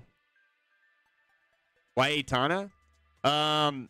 Incisive pass plus. Now, I'm trying out because we had to swap. We got Hansen, so I put Hansen in. Razski, my man. Thank you for the follow, brothers. I really do appreciate it. If you guys haven't followed, make sure you guys do follow. If you guys do want to get better at this game, I'm here to help you guys. I'm here to take the negativity away from this game and help you guys, educate you guys, and have a better, smarter community. That way, we don't have so many people just getting all upset all the time, and we don't have so many people just getting pissed about random crap, and we can rock that way. Guys, I played 500 matches with Hullet, and I had an artist on him all year. All year, bros. All year. Can I get incisive pass for Hullet dude, if I could get incisive pass for Hullet and intercept plus, dude, I'd probably swap it out. Bonucci? I really want to get Honko up. Am I missing anything? Can I get dude, I can't get Honko anywhere else, can I? Appreciate this, man. Much love, brother. The new Shumini is the best CDM I've used. Yeah, so if you have base, I'm okay with base. But he's got anticipate plus, right? Hold is not worth it. I know, it's not. I know. It's just a fun concept because I used him a lot this year. You know what's funny is I like... my content, guys, has been solely based off of, like, trading. That, like, when we grew as a content creator, we were only growing as, like, a trader. And I have to tell you guys, I like trading because, like, I like to say I'm okay at it, right? When I'm helping hundreds of thousands of people making millions of coins, doing, like, simple concepts to just constantly make coins every single day, no matter what's happening. I enjoyed that. but I also find it very dull after you do it for 10 years. But I just love to play this game. I love a battle of the minds. I love a battle of wits. I love when the game's balanced. I love that aspect. And dude, gameplay is going to be a big focus for us going forward, along with being able to help people trade utilizing the AI. You know what I mean? Using the AI integration with ChatGPT to FC Market, dude, it's going to be insane. What do you think about my Undav investment? I sniped one for 400K. I don't know about an investment. What's he go for? Then they made John Stones in 85 and broke the method. I know. No, what happened is I would have found another one. But what happened is, dude, they had like 500 like 83s this year. I think somebody knew, but somebody somewhere was like, "Yo, let's kill the." They're like, "Yo, let's kill the John Stones method, man." If you're able to help AA, dude, I haven't even reached out to him. I don't think he would even like. I don't think he would give me the time of the day. I'm a data scientist. What model did you use to build the AI? So there's developers building it. I haven't built it. I'm not the actual builder. I help teach them to build it. So in development, I don't know the model or anything like that, and I don't know if they're willing to share that information. I don't know. He's extinct currently. I hope you're able to help AA. Nah, yeah, I mean, man, if he saw my I put a comment on his video. If he sees it, he sees it. If he sees it and doesn't reach out, he doesn't choose. And I'm not gonna I'm not gonna be like, hey man, you want to collab? I'm not gonna do that. I'm not gonna do that to somebody that's like trying to leave the game. I'm gonna do it with a relationship I already have with other people. If they want to get better and I have a relationship, we're gonna be building it. Guys, give me a 1 if you'd like to see a series where we take other creators and we help coach them and try to improve the game. I think we'll completely change the. We're already in the works of doing that. With some big creators. So, Bateson, if you're here, bro, Bateson. I don't know if you're out there, but if you are, I'm open to it. Bateson's a longtime friend. I do wish AA would expand on what makes the game trash. He's good at the game, so not a skill issue.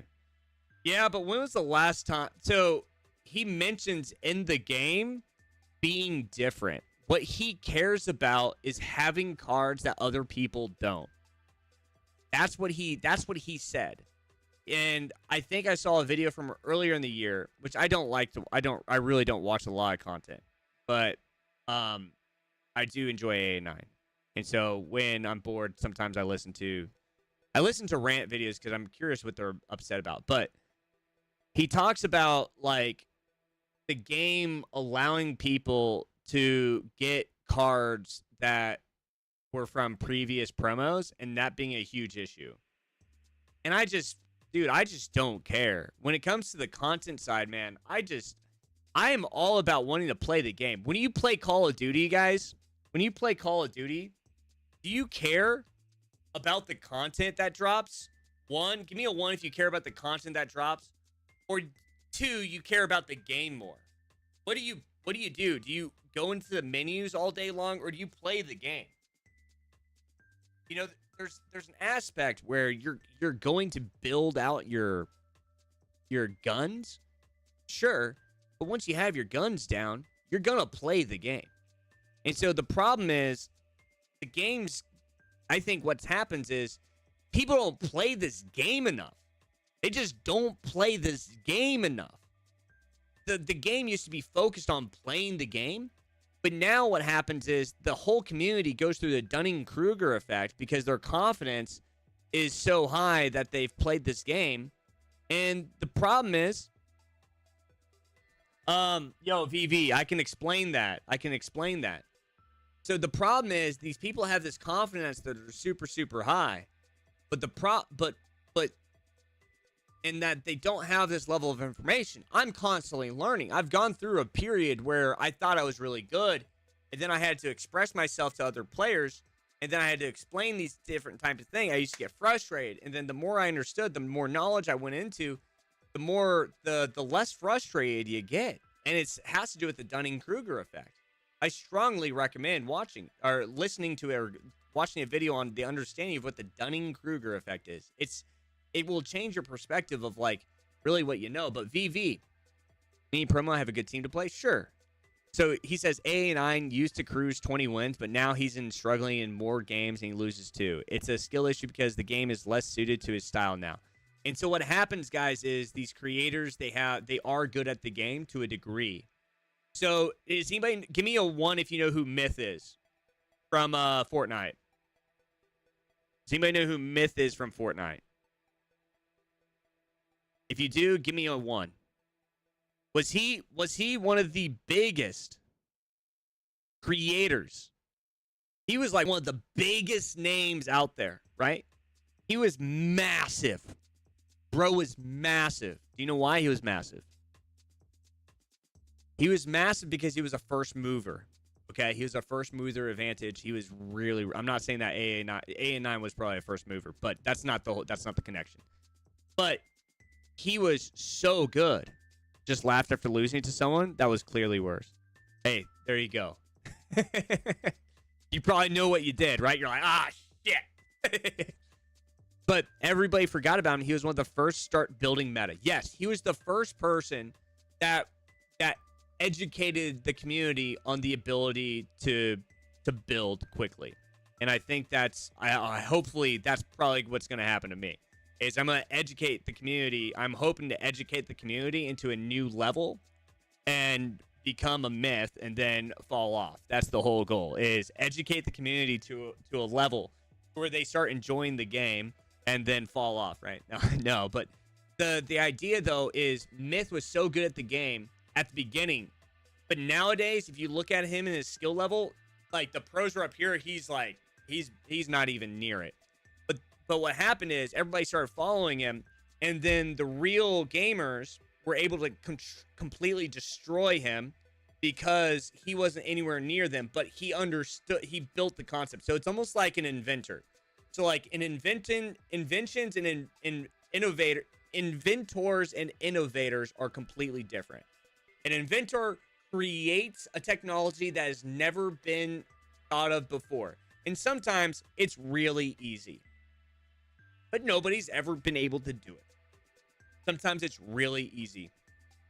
For instance, if you play golf or rangefinder, it's a simple concept, but before that rangefinder came out, what was there, right? It's taking a GPS location from where you're at and finding a position to be able to use infrared to link to it on a flagpole, right? Pin. So then you can find the distance based off of those two geological locations. That's all it was, right? And so, but before that concept, there was nothing there. It's just finding a solution for a problem. So that's what inventors do, right? But the problem where I'm getting at this is with Myth, he was at the forefront. He was able to do that. And the inventors, the inventors, whatever, the innovators, they take that concept and then they just make it and they fine tune it. They extremely fine tune these processes to make it even better or further. Or, you know what I'm trying to say? Does anybody know what I mean? We're going to flash that. But that's what they do. So they make it even faster. So Myth was up here, and then everybody caught up to him and surpassed him. But he's the inventor of fast builds. You see what I'm saying? He's the inventor. So I'm trying to be the inventor of explaining how this game is built.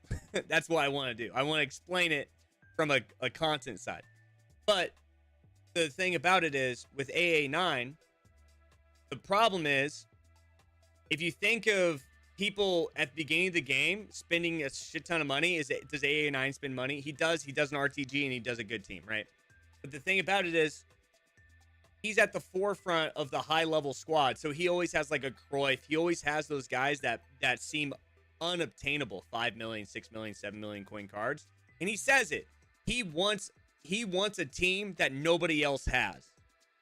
And so what that complaint to me is about, and I mean this in the best way possible, is he wants to have an edge against his opponent every single game. And does that make sense? Yeah, it does. But to me, that's a lazy way to play. If there's a best way to recognize your skill and talent level, it's when everybody has 95 plus skill teams. It's when everybody has the best teams, because that means even little Billy Timmy can take you down.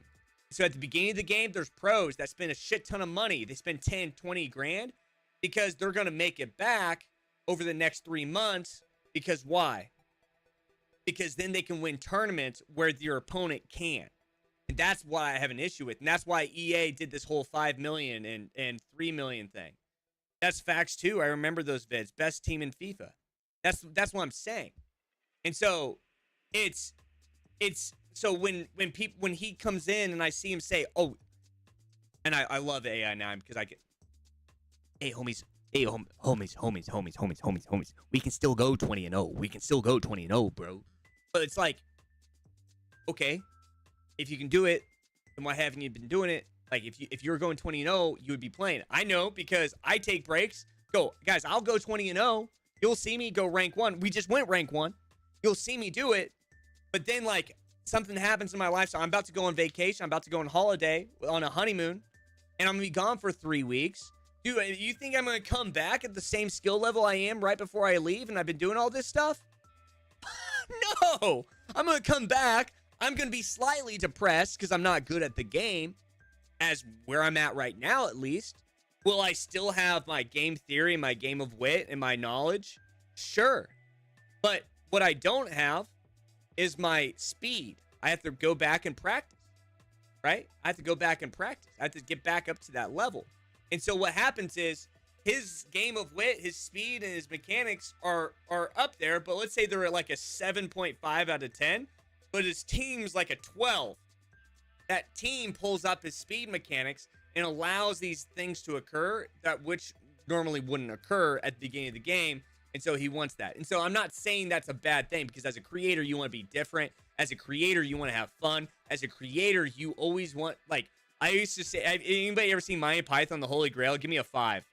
The Black Knight always wins. Well, I always say the streamer always wins. And so it's, anyways, I always say the streamer always wins, just because it's like, we always want to win, because the more we win, the better the content, right? The more we win, the better the content. If creators could go and be in the pro scene, they would, right? They would. That's what it comes down to. What was the coins things I saw? Or they don't have timing in their lifestyle makes a difference, right? John, I'm lost. What about? What are you lost about? What was the coins things I saw today? I don't know what you're talking about. I haven't edit my clip and send thanks. Yeah, we're actually about to get off here in a couple minutes. We're just we are basically doing analysis, or we're having a chat basically at the end here. But no, I have the utmost respect for AA9. He's one of my favorite type of people in the content world and community. He is pretty good at the game, but does he have flaws? Sure. But does he understand his flaws? No. And so I would like to help him understand his flaws. Everybody has flaws. I have flaws. But the thing about it is I've taken the time to dive deep to try to find those flaws. And so I can safely argue where my inefficiencies lie. However, I do know that I don't know all of them. Right? It's extremely, people in CSGO, Valorant, they play for the ranks. They even pay subs to play on FACEIT or ESA. They want to play the game. It's just not the same community. FIFA, yeah, and I agree. And if we shifted to wanting to be good at the game, I think this community would change. It's extremely unfair to people who don't have money to spend on the game, but at the start of the game. But this season is so good, man. This season has been so good at keeping people that don't play the game to getting good rewards. You see it in trading. No lie, it's refreshing that you're positive about the game. Thank you, brother. That's what I'm trying to do, man. It's tough, man. Dude, there are trolls, bro, that just literally think the game is just dog water, bro. But they just don't understand it, man. They don't understand it. They focus so much on the gaming aspect of like broken mechanics than like spending time to learn and get better. How does this connect to AA9 going 20-0 while not going on vacation? No, basically what I was trying to say with AA9 going 20-0,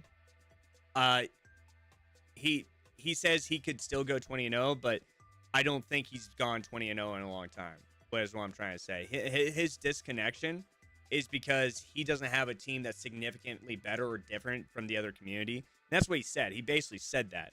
And I don't think he said better, but he says different. A team that nobody else has, type of thing. And that just tells you he has an edge. It's a way for him to delicately politically say that he wants to be able to have an edge. And Nick and Inception, what about them? I mean, they're always pissed off all the time, dude. If you ever watch anything about Inception, the dude's always like, he's just, dude, he gets so mad about everything, man. He just, it's ridiculous. It's the same thing with Nick, dude. They're always just mad about everything. They're just so mad all the time. I don't dude, it's almost like having a girlfriend that like just is always mad. Like, girls are just always mad. Why are they always mad, bro? Why? You know what I mean? But like, once you understand concepts, they're always mad. You know what I mean? It's like, dude, I'm just trying to scroll on TikTok, and there's Inception being like, bro, these core mechanics. It's just like, dude, just like, stop. Like explain them. Like, I'll explain them to you, then you'll understand it. Like, you don't have to use the broken stuff. Like, use the stuff that's been developed. Like, it's just exactly. Nick, RTFM is similar. He's refusing to adapt the way that James still is good at the game. He's very good. And I know Inception's literally said I turn the game on, I play my content, I leave. I turn the game on, I play my content, I do my player reviews, and I leave. He's coming from a standpoint that like he's not experienced in this game. FC 24. He doesn't play the game enough, in my opinion, to have authority. But the problem is he has authority because he's played FC for a long time. He's played this game for a long time, and so he has some knowledge, a good level of knowledge. But that goes on the Dunning-Kruger effect, right? Where his knowledge and confidence is probably higher than where he needs to be. But do you think you can be Inception one-on-one? Yes. Miss me just 7 days straight at work, going hungry soon. It's not about beating these guys. Could they beat me too? Yes, they could. But here's the thing. It's not about that. It's about changing the mentality from just people being pissed off all the time. I really don't want to talk bad about him because I like Nick. Nick is a big part of this community, and he is a lot of fun. But dude, they get so mad at every little thing. And Inception gives a lot of good value tips to a lot of players that are trying to get better with custom tactics and a lot of new things. They do good stuff. I'm not trying to negate them, but they're just always mad. They're just always so mad. Like, just mad, bro. And that's why I think people go to Zwayback. That's why I think people go to Zwayback. You go to his Zwayback stream, bro, you don't hear you don't hear that. You don't hear that. Dude, Zwayback stream is a vibe, man. You go to Buck Army stream, dude, it's a vibe. You know what I mean? It's not. It's not. I think players play the same games. I like to play real football. Makes goals, not glitch. I agree, man. I agree. But the thing about it is people don't know how to develop without learning those glitches. So it's easier. It's a least path resistance. It's no different than the flow of electricity, man. Flow of electricity will take the least path resistance, right? As a lightning strike down, it doesn't go straight, right? It goes in these directions because it's going through hydrogen and different chemicals in the air to find the least dense to find the fastest route to the ground. And so electricity will follow the least path resistance. So will human psychology. And so the human psychology will say, I am not getting better, therefore I need broken mechanics. And then what happens is content creators are out there saying, these are the most broken mechanics to get to win the game. DDA does not exist. DDA is a fallacy from people that don't understand actually how to play the game. There's a reason why I can win 8-1 or I can win 8-0 and just they never see the game. I think that players that play, I will say I've gone 18-2, 17-3, 16-4, 14-6. And when the servers are good, I win more games. Sure. That just means you play when you think the servers are good. How can you test the servers though? Part of that is awareness, right? The servers. If Danny Carvel or Tots Frimpong, Jamie Frimpong. If you think of it like this, here's an example. I'm gonna leave off with this tip, guys, to help. I gotta go. I do have to go. I've got to bounce here like ASAP. I want to spend some extra time. And I mean this in no disrespect to those other creators. I am just trying to change the community from toxic to positive. I am just trying to change that mentality. With Nick, it's a little bit of arrogance thing because sometimes it's easier to say the game sucks. Dude, that's the Dunning-Kruger effect. Yeah, that's the Dunning-Kruger effect. Guys, I promise you, after I leave here, I want you guys to watch the Dunning-Kruger effect. It is by far one of the most important things to ever understand.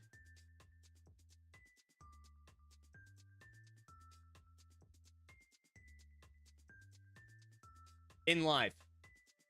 And this is how I know I don't know. Okay? This is how you know you don't know. The Dunning-Kruger effect is basically they call it the peak amount stupid. But basically you learn all the way up until this point and you have extremely high confidence. This is where your confidence is. Then what happens? Is as you go up the ranks, you slowly learn that you know nothing. As you know nothing, you start to understand that you know nothing. So your confidence starts to slowly rise over where you once were, because now you know more than you once did, but your confidence is that of such that you don't know what you know less than you originally entailed.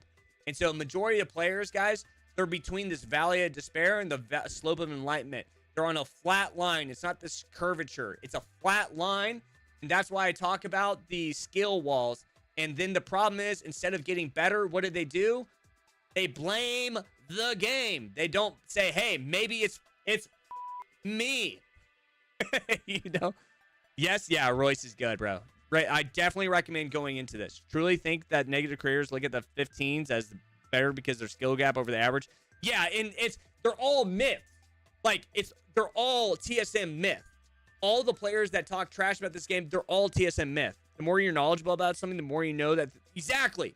And so when I think of this, when I think of these people getting mad at stuff, whenever you see somebody get mad at this, I don't want you to say that they're stupid, but just understand they're frustrated from ignorance. They're frustrated from being incompetent to what they need to know. They're incompetent to the actual values they need to know. To defend a aerial, there has to be knowledge 30 seconds prior, but that's why it's so challenging to defend aerials. That's why it's to defend like corner glitches. You have to like be spamming circle in the right spot, but the problem is getting to that spot. So when it becomes like legitimate issues in the games that need to be developed and need to be corresponded, the community will respond. That's why that's why EA's been saying that they will most likely they maybe take out Aerial Plus from the game. That's why they took out 5 at back and 3 at back, because it's a legitimate issue. Those are legitimate issues. And I'm not saying that like there aren't actual glitches in this game that are bad. Aerial Plus is ridiculous. The amount of skill you have to defend sometimes, it's ridiculous. But I promise you, if you start spamming circle on air balls, you will defend 90% of the shit that you thought you couldn't. So start spamming circle and air balls. It will change everything. But if you don't input anything, you are going to lose 99 times out of 10 out of 100. And you're just helping us beat their ass. Exactly, man. That's the whole point. Yo, guys, I got to bounce here. We'll answer the rest of the chat here. I want to say thank you guys to everybody for being here. Hey, John, how's the best coach on the planet, dude? We're doing great, Numpty. Much love, bro. We're about to bounce out of here, though, unfortunately. Crazy how much you don't know what you don't know. It is. And you don't know what you know unless it comes up, right? As a beginner at Division 7, what do you think I should focus on to improve? Sometimes just be here, bro. Be here.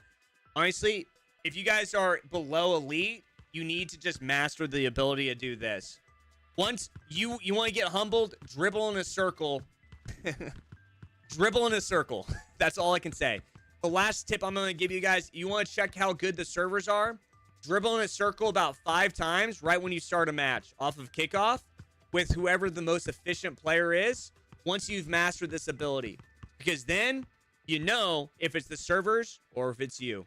That's the best to do it. Do it 5 times because that's going to give you that's going to give you a good reference to how much what's it called is. Decisive runs are so strong. Thank you. Much love. I got you, bro. They're tough, man. They're tough to defend. So, anyways, guys, that's it for me today. Thank you so much for tuning in. We'll see you guys in the next episode. We're out.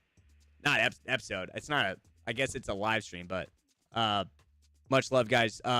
Get in early if and you won't be as confused if you guys join in late. Yo, much love, guys. We'll see you guys soon.